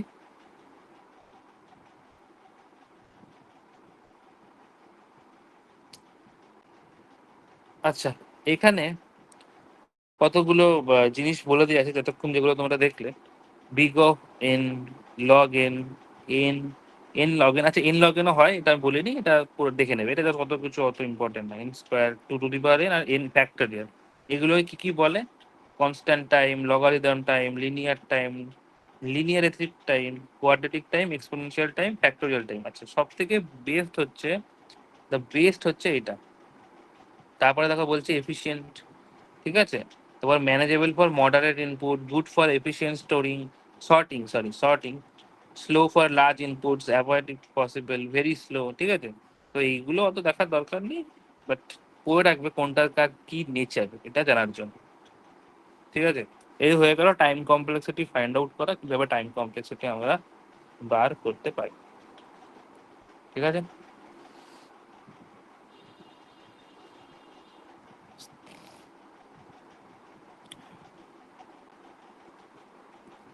আচ্ছা, এরপরে তোমাদের একটা এখানে ছবি দেখানো আছে। এই টাইম কমপ্লেক্সে যদি তুমি ছবিটা দেখো, দেখো যে নর্মালি আমরা, এটা একটা জাস্ট নর্মাল তোমার একটা ইনপুট সাইজ, আর এদিকে তোমার সিপিইউ অপারেশন, মানে সিপিইউতে কি কি অপারেশন করতে বলেছে তার পার্সপেক্টিভ যদি দেখো, দেখো অর্ডার অফ এনটার জন্য পুরো একটা কনস্ট্যান্ট ভ্যালুর জন্য কারেক্ট, যেটা একদম লিনিয়ার লাইন, এটা লগ এন এটা কোয়াড্রেটিক ফর্ম করবে বলে বিগ অফ এন, এই সরি এটাই লিনিয়ার হবে, এটা তো কনস্ট্যান্ট টাইম, সরি আমি ভুল বলেছি। আর একটা তোমাকে এটা দেখতে হবে, এই যে লগারিথম এন লগ এন যেটা, এটা একটা। আর বাদ বাকিগুলো দেখে নেবে, বুঝতে পারবে। এটা এক্স স্কোয়ার মানে এই অর্ডার অফ এন স্কোয়ার এর কথাটা এখানে বলেছে, ঠিক আছে। এই ছবিটা দেখতে পারো, এই ছবিটা একটুখানি অল্প জিনিস আছে, যেগুলো দরকারি সেগুলোই আছে, যেটা আমি এখানে লিখেছি সেগুলোই আছে। One n, n log n আর এন স্কোয়ার, ঠিক আছে। আর এখানে একটুখানি আরো যা হয় সব লাগিয়ে দিয়ে আছে, ঠিক আছে। গ্রাফগুলো খুব ইম্পর্টেন্ট, হ্যাঁ, গ্রাফ পরীক্ষায় দেয়। আচ্ছা, এইবার আসো অ্যাসম্পটোটিক নোটেশন, আমাদের আজকের যে লাস্ট পার্ট এবং ইম্পর্টেন্ট পার্ট, সেটা হচ্ছে অ্যাসম্পটোটিক নোটেশন। এইবার ভালো করে বোঝো অ্যাসম্পটোটিক নোটেশন কি। সেখানে বাদ দাও, এখানে একটু বলে দিই। এই অ্যাসম্পটোটিক নোটেশন হচ্ছে একটা ম্যাথামেটিক্যাল নোটেশন, ঠিক আছে। নোটেশন মানে জাস্ট ডিনোট করার একটা প্রসেস, ঠিক আছে। আমরা তিন রকমের নোটেশন পাবো, একটাকে বলবো কেন বলবো, আচ্ছা হ্যাঁ, বিগ ও নোটেশন, একটা হচ্ছে থিটা নোটেশন, আর একটা হচ্ছে তোমার big O notation, theta notation, আর একটা হচ্ছে ওমেগা নোটেশন, ঠিক আছে। এই তিনটে জিনিস আমরা দেখব। আচ্ছা, এই তিনটে জিনিসের সাথে সাথে তোমাকে যে জিনিসটা জানতে হবে সেটা হচ্ছে বেস্ট কেস, অ্যাভারেজ কেস, আর একটা হচ্ছে ওয়ার্স্ট কেস, ঠিক আছে। ধরো তোমার কাছে এরকম অনেকগুলো ডেটা আছে, ভাবো 10, আচ্ছা, ডেটাগুলো সব সর্টেড আকারে আছে। সর্টেড মানে নয় অ্যাসেন্ডিং এ সাজানো, নয় ডিসেন্ডিং এ সাজানো আছে, ঠিক আছে।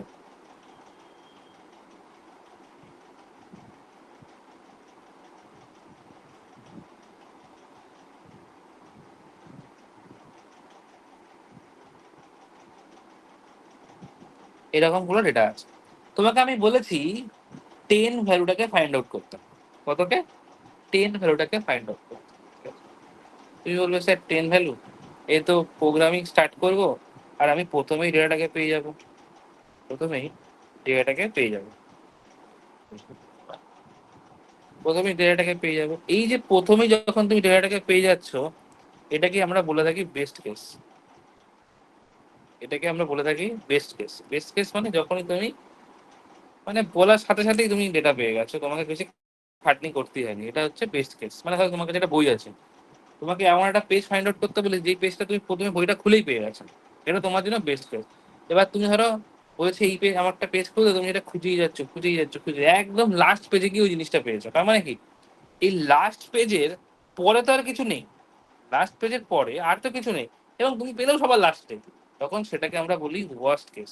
যেটা এখানে সাপোজ এইটা যদি আমাকে 100 খুঁজতে বলি, তাহলে এটা সমান জন্য হবে ওয়ার্স্ট কেস, ঠিক আছে। আর বাদ বাকি এখানে যা দেখতে পাচ্ছি এগুলো সবগুলোর জন্য তোমার হয়ে যাবে অ্যাভারেজ কেস। অ্যাভারেজ কেস আর বেস্ট কেস নিয়ে আমাদের অত মাথা ব্যথা নেই, আমাদের আসল মাথা ব্যথা হচ্ছে ওয়ার্স্ট কেস নিয়ে।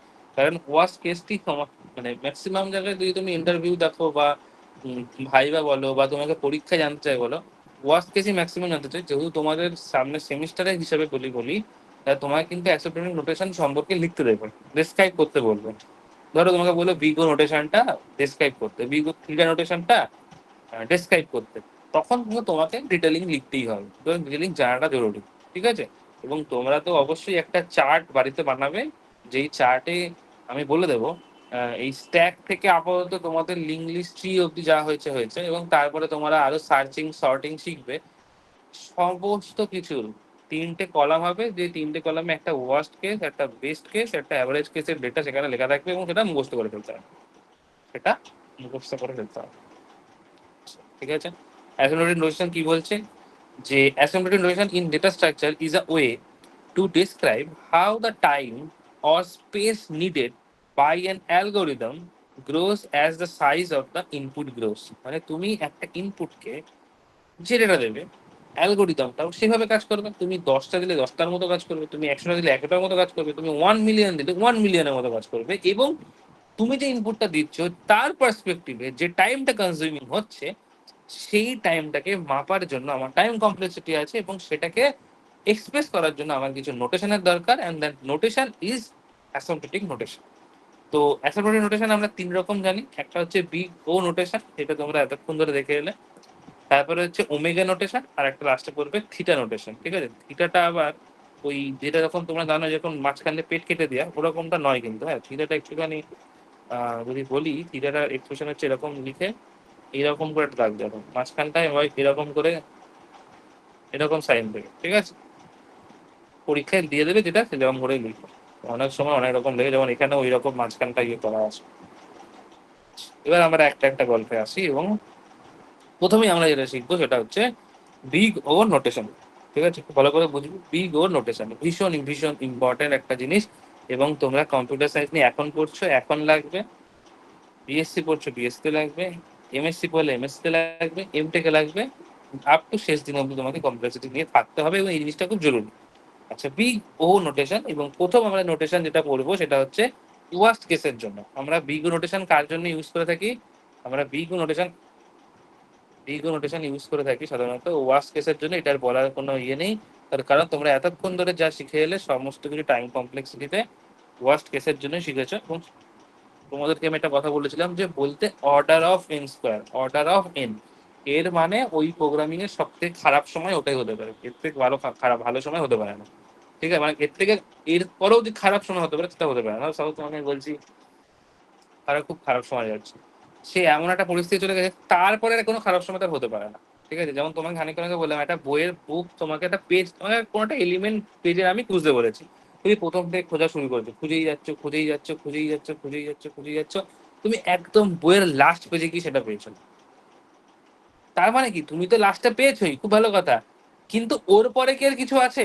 বইটা তো ওখানেই শেষ, ওর পরে কি আর কিছু আছে? না, ওর পরে আর কিছু নেই। এবং তুমি সব থেকে লাস্টে পেয়েছো, এবং যেই লাস্টটা তোমার একদম লাস্ট, মানে এরপরে আর কিছু হতে পারে না। ঠিক আছে, তো এই জিনিসটাকে আমরা কি বলি জানো? এই জিনিসটাকে আমরা বলি গ্রেটেস্ট আপার বাউন্ড। গ্রেটেস্ট আপার বাউন্ড। তুমি যখন ওই 100 ভ্যালুটাকে আগের পেজে যখন বললাম যে 100 ভ্যালুটাকে খোঁজার চেষ্টা করতে, মানে 100 ভ্যালুর পরে গিয়ে তোমার অ্যারেতে কোনো ভ্যালু আছে? তারপর এটা ভাবে, এটা পুরোটা অ্যারে, এরপরে তো কোনো ভ্যালু নেই, মানে একদম লাস্টে পেয়েছো, এটা তোমার কি আপার বাউন্ড। খুব ইম্পর্টেন্ট কয়েকটা শব্দ, ভীষণ ইম্পর্টেন্ট। বিগ ও নোটেশন কোথায় ইউজ করা হয়? ওয়ার্স্ট কেস খোঁজার জন্য। এছাড়াও এখানে লিখেছে big O notation is use to describe the upper bound. ভীষণ ইম্পর্টেন্ট এই লাইনটা, ভীষণ ইম্পর্টেন্ট। যে আপার বাউন্ড যে জিনিসটা হবে, সেই আপার বাউন্ডটা খোঁজার জন্যই আমার এত কিছু করা। বলছে, আচ্ছা এটা বাদ দিয়ে এই লাইনটা পরে বুঝবে। এখন এই যে how it's measure the upper bound, কিভাবে তুমি আপার বাউন্ডটাকে মেজার করবে। বলছে focuses on the worst case scenario. It helps us understand the maximum time or space an algorithm will require regardless of input specifies.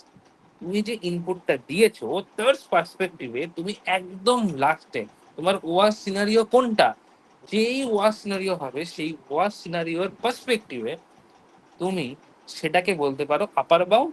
বা উল্টে বললে, যে আপার বাউন্ডটা তুমি পেলে সেইখানে তুমি তখন তোমার ওয়ার্স্ট ভ্যালুটাকে পেতে পারো। বল, বুঝতে পেরেছো কিনা?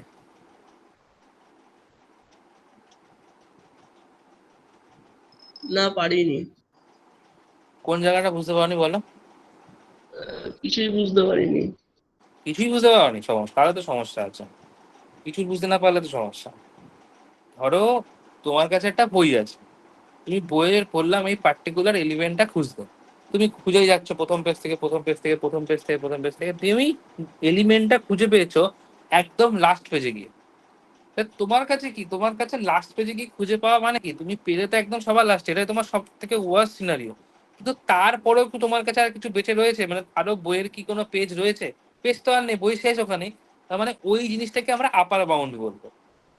মানে বিগ ও নোটেশনের কাজ হচ্ছে ওয়ার্স্ট ভ্যালুটাকে খুঁজে বার করা, এবং ওয়ার্স্ট ভ্যালুটাকে কোথায় খুঁজে বার করা? একদম আপার বাউন্ডে, মানে এরপরে আর যেন কিছু না হয়, মানে বাউন্ডের লেভেলটা যেন ওখানেই শেষ হয়। তো এখানে বলেছে যে big O notation focuses on the worst case scenario, মানে আমরা শুধু ওয়ার্স্ট কেস খোঁজার জন্য এটাকে ইউজ করব।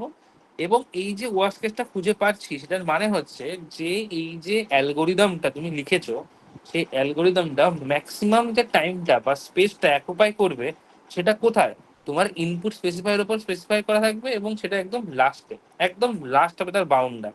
মানে সাপোজ তুমি এই গ্রাফ পাপ দেখো না, জাস্ট এই ভ্যালুটা ভাবো, তোমাকে বলে তুমি 100 ভ্যালুটা খুঁজতে, এখানে পেয়েছো না পাওনি, এখানে পেয়েছো না পাওনি, এখানে পেয়েছো না পাওনি, এরকম করতে করতে কোথায় কি পেয়েছো, এখানেই পেয়েছো। এরপরে কি কোনো ভ্যালু আছে? না স্যার, এরপরে তো কোনো ভ্যালু নেই। তার মানে এই জিনিসটাকে আমি আমার বলবো আপার বাউন্ড। এটাকে আমার কি বলবো? আপার বাউন্ড।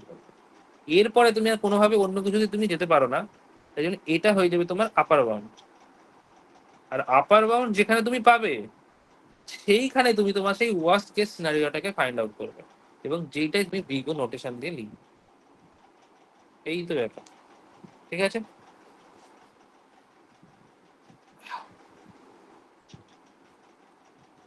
ঠিক আছে এবার।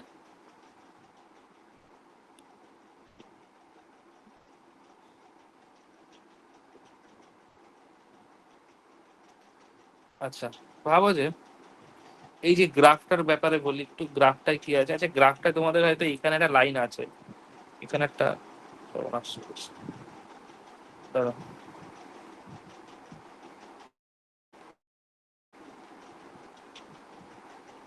এখানে একটা লাইন আছে, এবার তো এমন জায়গায় হয়ে গেল তো কোনো দিক দিয়েই দেখা যাচ্ছে না। হুম,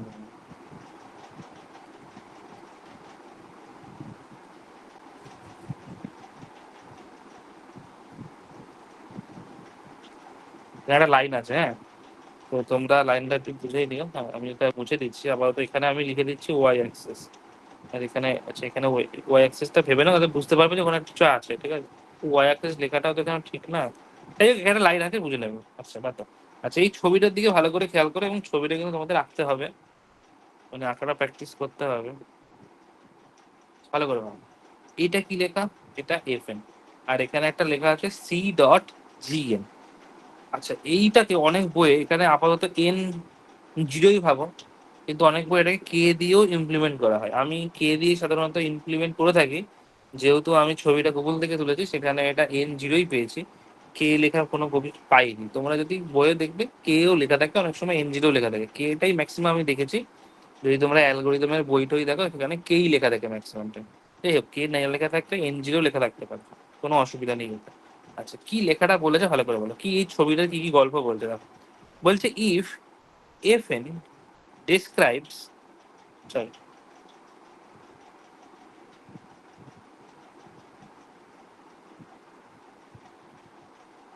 if it describe the running time of an algorithm, মানে এই যে এফ এন তুমি যেটা দেখতে পাচ্ছ, এটা হচ্ছে তোমার প্রোগ্রামিংটা, তুমি একটা একটা একটা একটা করে মুভ করছো না, সেইটা হচ্ছে তোমার এই এফ এনটা।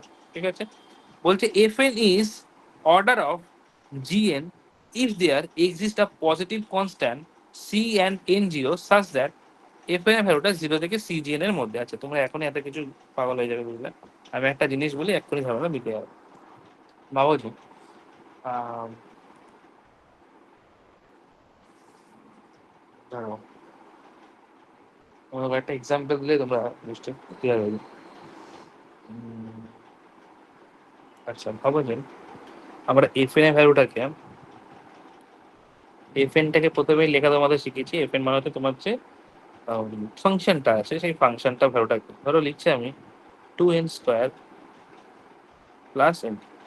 ঠিক আছে, 2n² প্লাস, তোমাদের এরকম দেওয়ার চান্স আছে, অবশ্যই আছে, আমি বলবো না যে নেই, তবে খুব সাধারণত খুব একটা দেয়ও না।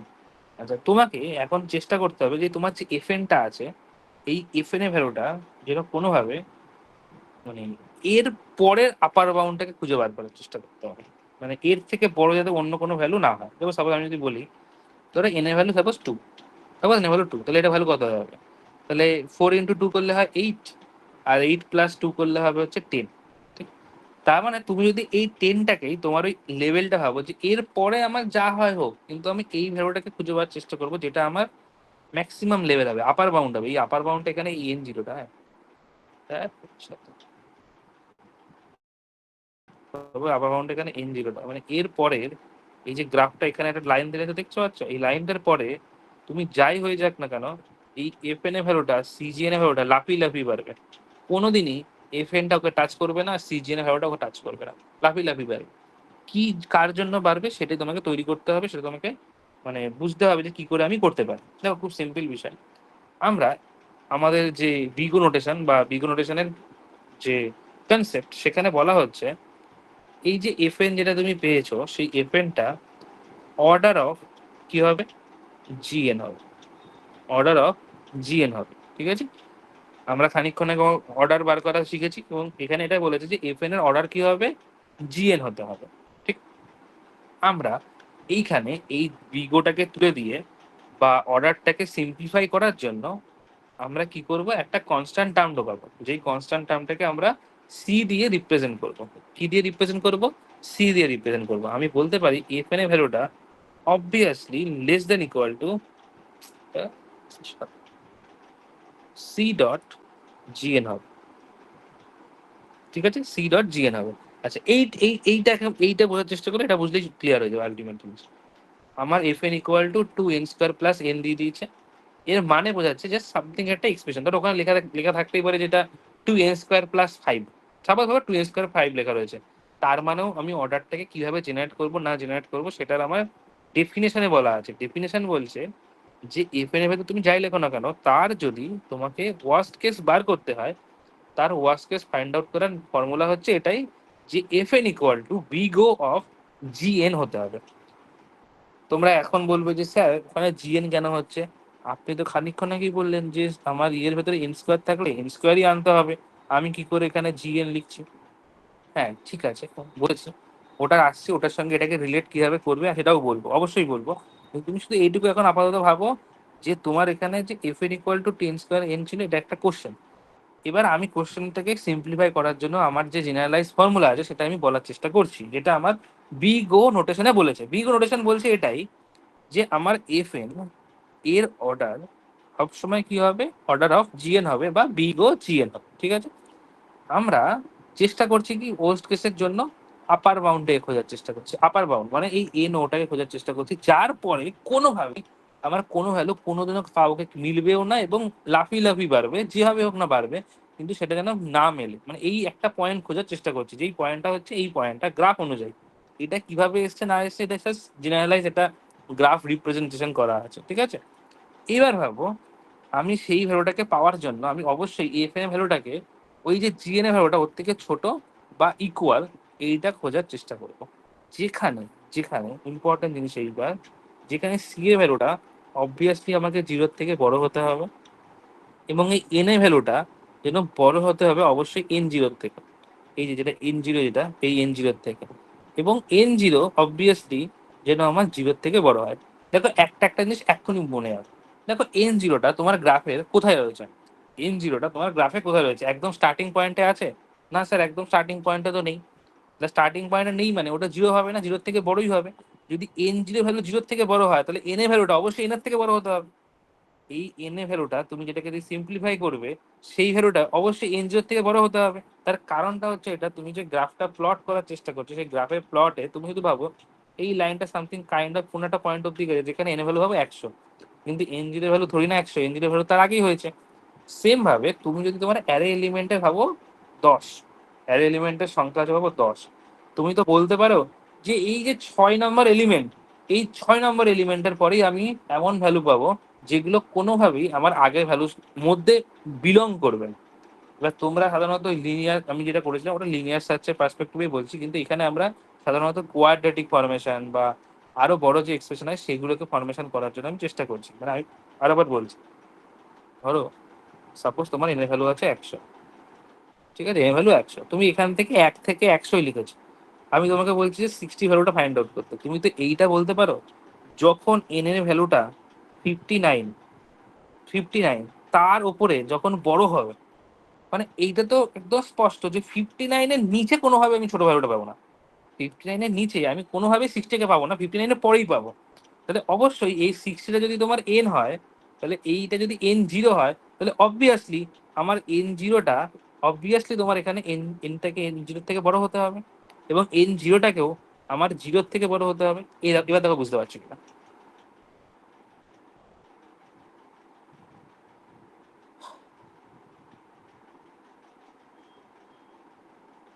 ঠিক আছে,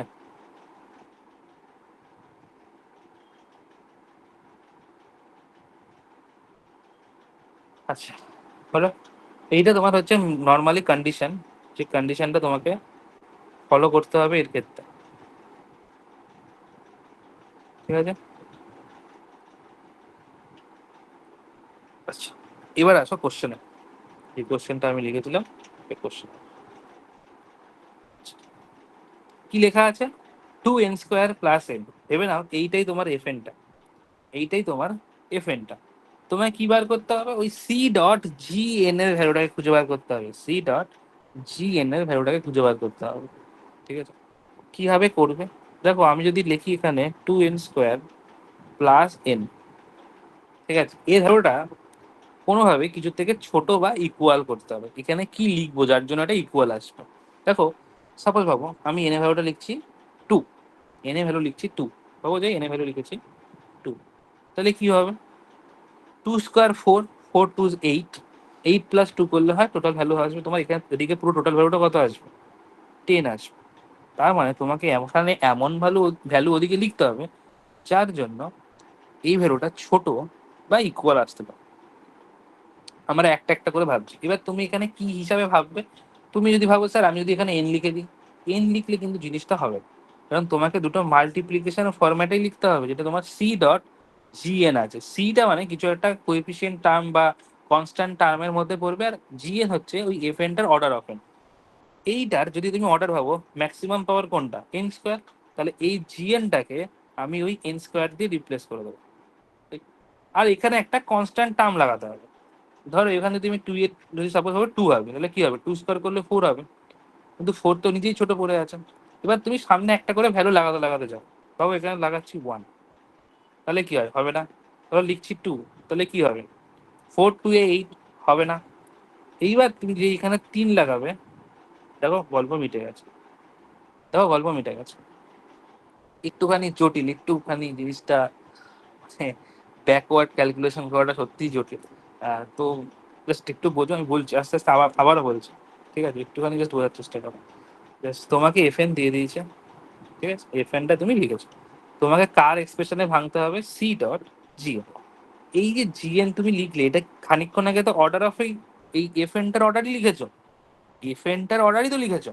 তাহলে তুমি যদি এই এক্সপ্রেশনটা ভাবো, এই এক্সপ্রেশনটার বিগো নোটেশন কি হয়, তুমি এটা আগে শিখেছো স্যার, বিগো নোটেশন এখানে এনটাকে আমি ক্যান্সেল আউট করে দেবো, টুটাকেও আমি ক্যান্সেল আউট করে দেবো, কারণ এটা একটা কনস্ট্যান্ট টার্ম আর একটার পাওয়ার ছোট, সুতরাং আমি n² কে ধরবো। সুতরাং তোমাকে এই জিএন এর ভেতরে n² লিখতে হবে। এবার তোমাকে ইকুয়েশনটা স্যাটিসফাই করতে হবে। কিভাবে স্যাটিসফাই করবে, তুমি যদি এন এ ভ্যালু 2 বসাও, তাহলে তুমি দেখলে এখানে তুমি টোটালি ভ্যালু পাচ্ছিলে কত, 10 পাচ্ছিলে। তাহলে তোমাকে অবশ্যই ওদিকে 10 এর থেকে বড় ভ্যালু লিখতে হবে। তাহলে তোমাকে এখানে একটা, তুমি আগেই দেখে এসছো একটা সি লেখা ছিল, সি দেখো এখানে সি লেখা ছিল না, তাহলে তুমি প্রথমে 1 বসাও, তাহলে কত হবে, 2² 4, তাহলে 1 ইন্টু 4 করলে তো হবে না, স্যাটিসফাই করছে না স্যার। তাহলে যদি আমি 2 লিখি, তাহলে 2 করলে কত হবে, 2 ইন্টু 4 8, হচ্ছে না স্যার। তাহলে আমি এখানে কি লিখবো, যদি 3 লিখি, দেখো 3 লিখলে আসে, হ্যাঁ স্যার এবার তো মিলে যাচ্ছে, 3 ইন্টু 4 কত, 12, অবশ্যই 10 এর থেকে সেটা বড়।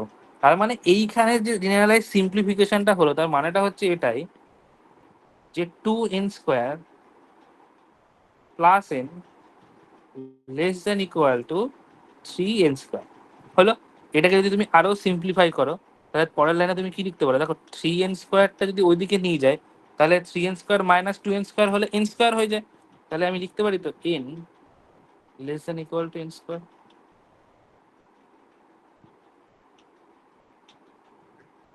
ঠিক আছে,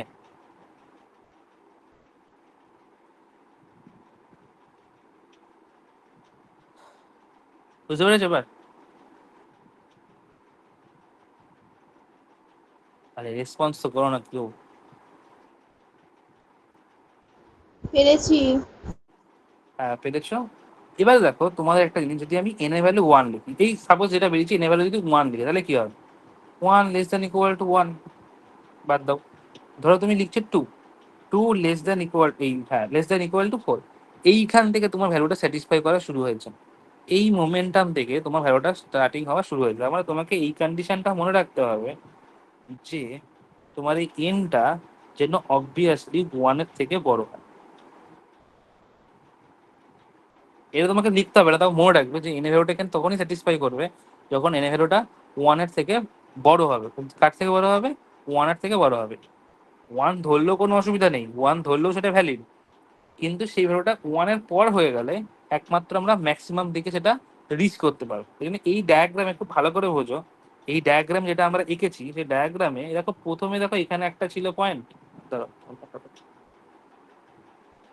দেখো এখানে একটা পয়েন্ট ছিল, এখানে একটা পয়েন্ট ছিল, কে কোথায় ছিল কোনো ইয়ে নেই, ধর কোনো একটা পয়েন্ট এখানে মিলও হয়েছে, আবার এটা বেড়েছে এটা কমেছে। ধর এফ এনটা যে এই যে পয়েন্টটা তুমি পেয়ে গেলে, এই পয়েন্টের পরে কোনোভাবেই দেখো এফ এন যদি এদিকে যায়, এই সি ডট জি এনটা পুরো একদম অন্য দিকে চলে গেছে, কোনোভাবেই ও ম্যাচ করবে না।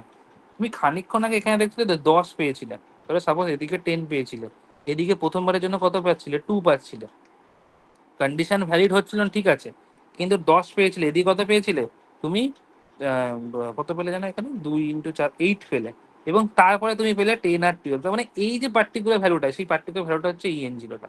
এরপরে কোনোভাবেই দুটো একসঙ্গে ম্যাচও করবে না, এবং একটা একটা একদিকে গেলে আর একটা একদিকে চলে যাবে। এইটাই হচ্ছে সব থেকে তোমার ওয়ার্স্ট কেস, যেখানে তুমি এই যে আপার বাউন্ডটা পেলে, এরপরে কোনো ভ্যালু কোনোভাবে কাউকে ম্যাচ তো করবেই না, এবং দুটো না আলাদা যাবে, দুটোর থেকে বড় হবে, মানে এফ এন যা হবে তার থেকে সিজিএনটা সবসময় বড় হবে। এইটাই নিয়ম, এই নিয়মটাকে এখানে তোমাকে স্যাটিসফাই করতে হবে, তার জন্যই ওয়ার্স্ট কেস আসবে, নয়তো ওয়ার্স্ট কেসটা তুমি ফাইন্ড আউট করতে পারবে না। ঠিক আছে, ধর তুমি এই যে প্রথমে যদি 10-10টা তোমার মিলে যেত, ওটা কি হয়ে যেত, ওটা তো বেস্ট কেস হয়ে যেত। তুমি তো বেস্ট কেস করতে আসোনি, তুমি কি করতে এসছো, ওয়ার্স্ট কেস করতে এসছো। ঠিক আছে, যেটা তোমার অ্যাট মোস্ট হবে, এই ভ্যালুর পরে যেন না হয়, মানে আপার বাউন্ড তো বটে, তার সাথে সাথে সেটাকে বলবে অ্যাটমোস্ট পয়েন্ট। মানে অ্যাটমোস্ট পয়েন্ট মানে হয়তো আমি বলছি যে অ্যাটমোস্ট পয়েন্ট মানে হচ্ছে কি, মানে এরপরে আর কোনোভাবে সেটা না হতে পারে। ধরো 0 1 2, এই 2 এরটাই হচ্ছে তোমার অ্যাটমোস্ট পয়েন্ট, যার পরে তুমি যাই নাও না কেন কোনোভাবে সেই ভ্যালুটা ম্যাচ করবে না, এই পয়েন্টটাই তোমাকে অ্যাটমোস্ট পয়েন্ট হিসেবে পিক করতে হবে, যেখানে এই এন জিরোটা হচ্ছে তোমার সেই অ্যাটমোস্ট পয়েন্টটা, আর সেই ভ্যালুটা হচ্ছে তোমার এখানে টুয়েলভটা। মানে এরপর থেকে তুমি সোজা সামনের দিকে এগোতে শুরু করেছো।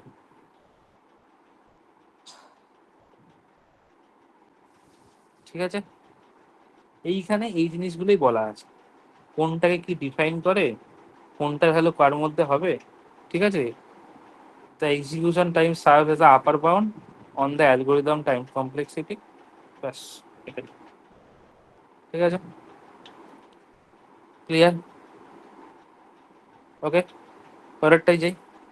আচ্ছা, এবার আসছি ওমেগা নোটেশন। ঠিক আছে, যেইটা আগের কেসে শিখেছো তার উল্টো এটা, আমরা ওমেগা নোটেশন ম্যাক্সিমাম টাইম যেটা ইউজ করে থাকি, যেটা আমার লোয়ার বাউন্ড এবং যেটা আমার সব থেকে best case time complexity define করবে। মানে তোমাকে আমি বলেছি যে এমন একটা এলিমেন্ট খুঁজতে, তুমি বইয়ের প্রথমেই সেটা পেয়ে গেছো, একদম সঙ্গে সঙ্গেই পেয়ে গেছো, ব্যাস গল্প তোমার শেষ। একদম প্রথমেই তুমি তোমার জিনিস পেয়ে গেছো, তার মানে গল্পটা কি, এটা তোমার বেস্ট কেস সিচুয়েশন, যে তুমি এর পরে যাই হয়ে যাক না কেন, তোমার যাই আসুক না কেন, তোমার তাদেরকে লাভ নেই ভাই, তুমি পেয়ে গেছো, তোমার কাজ অলরেডি অ্যাচিভ হয়ে গেছে। সুতরাং এইবার গ্রাফের দিকে খেয়াল করো, যদি আগেরটায় আপার বাউন্ড পেয়েছিলে, দেখো আপার বাউন্ড এই লেভেলটার পরে কি হয়েছিল, সি ডট জিএন একদম ম্যাক্সিমাম হতে থেকেছে, এফ এন এর থেকে বড় হতে থেকেছে সব সময়। কিন্তু এই ক্ষেত্রে দেখো, যেহেতু এটা লোয়ার বাউন্ড, এফ এন এর থেকে সি ডট জিএনটা এখানে ছোট হতে গেছে, এবং এই পয়েন্টটার পরেই, এই পার্টিকুলার পয়েন্টটার পরেই এফ এন একদিকে, সি ডট জিএন কোনোদিন মিলবে না, কিন্তু কোনোদিনই মিলবে না, কিন্তু এই ক্ষেত্রে এটা ছোট হয়েছে, কারণ এই ক্ষেত্রে আমরা লোয়ার বাউন্ড ফাউন্ড আউট করার চেষ্টা করেছি। আমরা আগেরটার ক্ষেত্রে আপার বাউন্ড খোঁজার চেষ্টা করছিলাম, যে এর পরে কতটা আপেও যেতে পারে, সেটা থেকে তোমার লাভ নেই, তোমার লাভ হচ্ছে লোয়ার বাউন্ডের দিকে যাওয়া। আচ্ছা, লোয়ার বাউন্ডের গল্পে আসি, লোয়ার বাউন্ডের গল্প কি বলছে, ওই একই গল্প। আচ্ছা ভাবছো,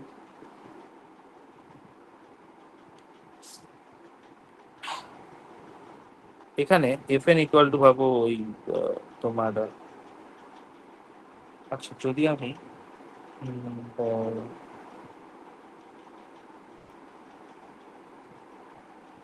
এক মিনিট ধরো, আচ্ছা হ্যাঁ, ওমেগা নোটেশনটা এইভাবে লেখা, ভাবছো আগেরটাই যেমন তোমরা অর্ডার অফ এতক্ষণ লিখেছিলে, এই প্রথমবারের জন্য ওমেগা লেখা হবে, তো এটা ভাবো লিখছি ছিল, ঠিক আছে, তাহলে এই এফ এনটাকে অবভিয়াসলি তোমার বড় বা ইকুয়াল হতে হবে কার থেকে, সি ডট জিএন এর থেকে। ঠিক আছে, ঠিক আছে, এটাই তোমার কন্ডিশন। আর ওইগুলো সেম, ওই এন স্কোয়ার হ্যাঁ না তা না ওই সবগুলো দেখে লাভ নেই, জাস্ট এইটাই তোমার মেন মুদ্রা কথা, এটা মাথায় রাখবে। এবার ওই এফএন এর গল্পটা এখানে লিখি। আরে বাবা রে বাবা, ঠিক আছে বাদ দাও এটা। ধরো আমি লিখছি FN equal to 2n square plus N. FN equal to 2n square plus N, যেটা আগে ছিল, পাবো যে। তো তোমাকে এখানে সেম ফরম্যাট অ্যাপ্লাই করতে হবে, যেটা গ্রেটার দেন ইকুয়াল টু, এইটা তো তোমার এন স্কোয়ার হবেই, এটা তুমি ছেড়ে দাও, এটা লিখে দাও। এবার তুমি এখানে এই কনস্ট্যান্ট টার্মটার ভ্যালু কি লিখবে যার জন্য এটা ইকুয়াল বা ইয়ে হয়। কারণ তারপর তুমি ভাবো এন এর ভ্যালু লিখেছো 2, ভাবো লিখেছো এন এর ভ্যালু 2, তাহলে এখানে কত আসবে? এন স্কোয়ার 2 দিলে তার মানে 4 × 2 করলে কত, 8 + 2 10 হবে। তাহলে তোমাকে প্রথমেই খুঁজতে হবে কোন ভ্যালুটার জন্য এটাকে ইকুয়াল। যদি 1 বসাও, 1 বসালে কি হয়? 1 বসালে তুমি কি পাচ্ছ? প্রথমে 2 পেয়ে যাচ্ছ, এই সরি 4 পেয়ে যাচ্ছ, তো অসুবিধা নেই। আচ্ছা যদি তুমি এবার 10 বসাচ্ছ, ধরো তুমি এবার বসাচ্ছ 2, তারপর 2 বসাচ্ছ, 2 2 বসালে কি হয়? 2 বসালে তুমি পাবো হচ্ছে 8, ঠিক। আচ্ছা এরপরে তুমি বসা, এরপরে তুমি যাই বসাও না কেন, 3 বসালে কি হয়ে যাবে? 12 হয়ে যাবে। 3 বসালেই এটা 12 হয়ে যাবে, এবং তখন সেটা আর ভ্যালিড হবে না। তখন এটা ভ্যালিড হবে না, কারণ এটা তো কন্ডিশনই স্যাটিসফাই করছে না। এইবার আমাকে কেউ বলো তো, যে এখানে আমি কোনটাকে পিক করব? এখানে আমি যে সিটাকে লিখবো, সেই সিটা এখানে 1 ধরবো না 2 ধরবো?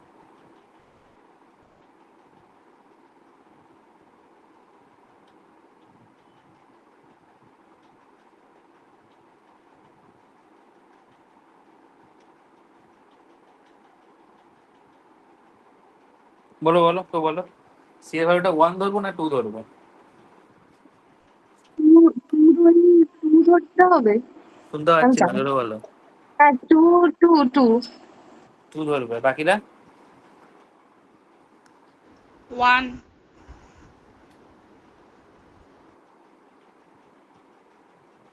অস্মিতা?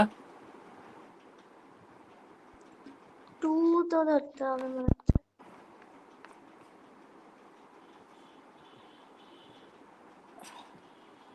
এক্স্যাক্টলি, আমরা এখানে 2টাকেই ধরবো।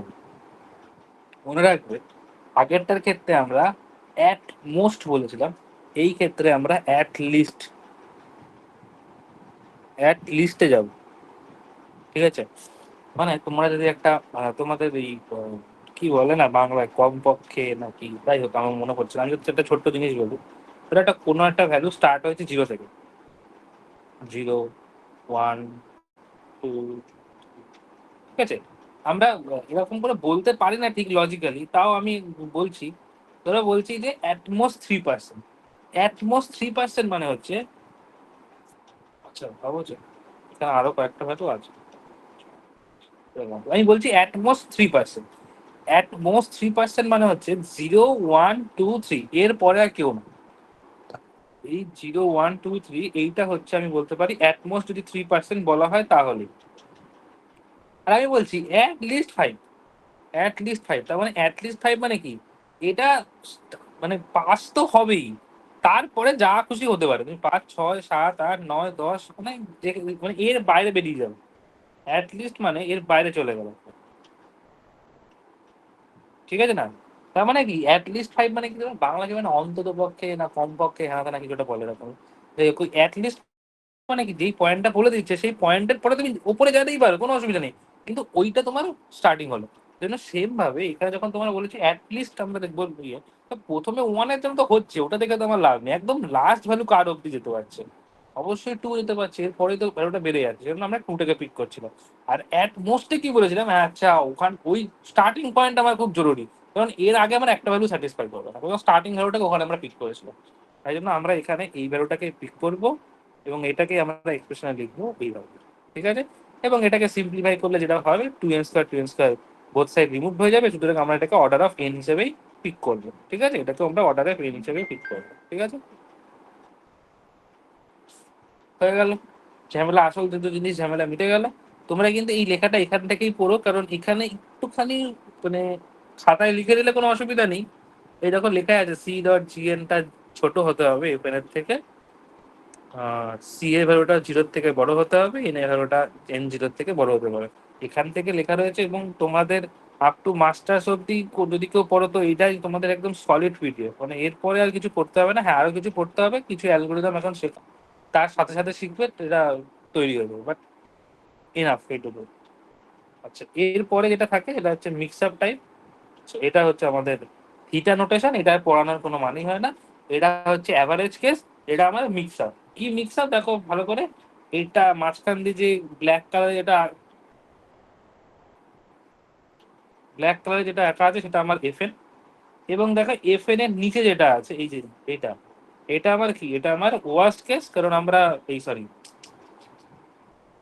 এটা আমার হচ্ছে থিটা নোটেশনটা, এই ওমেগা নোটেশনটা, যেটা আমরা খানিকক্ষণ আগে শিখলাম, যেটা আমার বেস কেস হবে। বেস কেস সাধারণত এফ এন এর থেকে যেটা ছোট হয়, আর এফ এন এর থেকে যেটা বড় হবে সেটা আমার ওয়ার্স্ট কেস। তার মানে এটা আমার হচ্ছে ওয়ার্স্ট, আর এটা আমার হচ্ছে বেস্ট। এটা দুটোর মিক্সার, মানে দুটোর কম্বিনেশন এখানে বলা আছে, আর কিছুই নেই।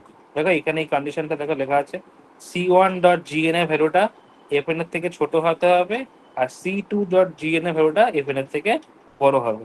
ব্যাস এই হলো কনসেপ্ট। এই ছবিটা এখানে এখানে লিখেছিলাম, ভেবেছিলাম কিছু লিখবো, বাট মনে রাখো এটা তোমার হচ্ছে অ্যাভারেজ কেস, এটা আমার অ্যাভারেজ কেস। আর তার সাথে সাথে এখানে এটা প্রথমেরটার ক্ষেত্রে অ্যাট মোস্ট, তারপর একটা অ্যাট লিস্ট, আর এটা হচ্ছে এক্সাক্ট টাইম।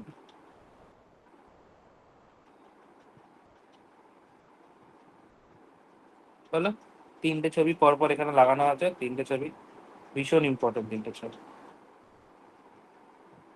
এই হয়ে গেল তোমাদের টাইম কমপ্লেক্সিটি কমপ্লিট, আর কিছু নেই। আচ্ছা, তোমাদের বলে দিই, তোমাদের ডেটা স্ট্রাকচারে এবার থেকে টাইম কমপ্লেক্সিটি পড়া শুরু করতে হবে, আর তার সাথে সাথে তোমাদের ডিসক্রিট ম্যাথামেটিক্সে অ্যাসিম্পটোটিক নোটেশন ছিল, যেটা পড়ানো হয়ে গেল।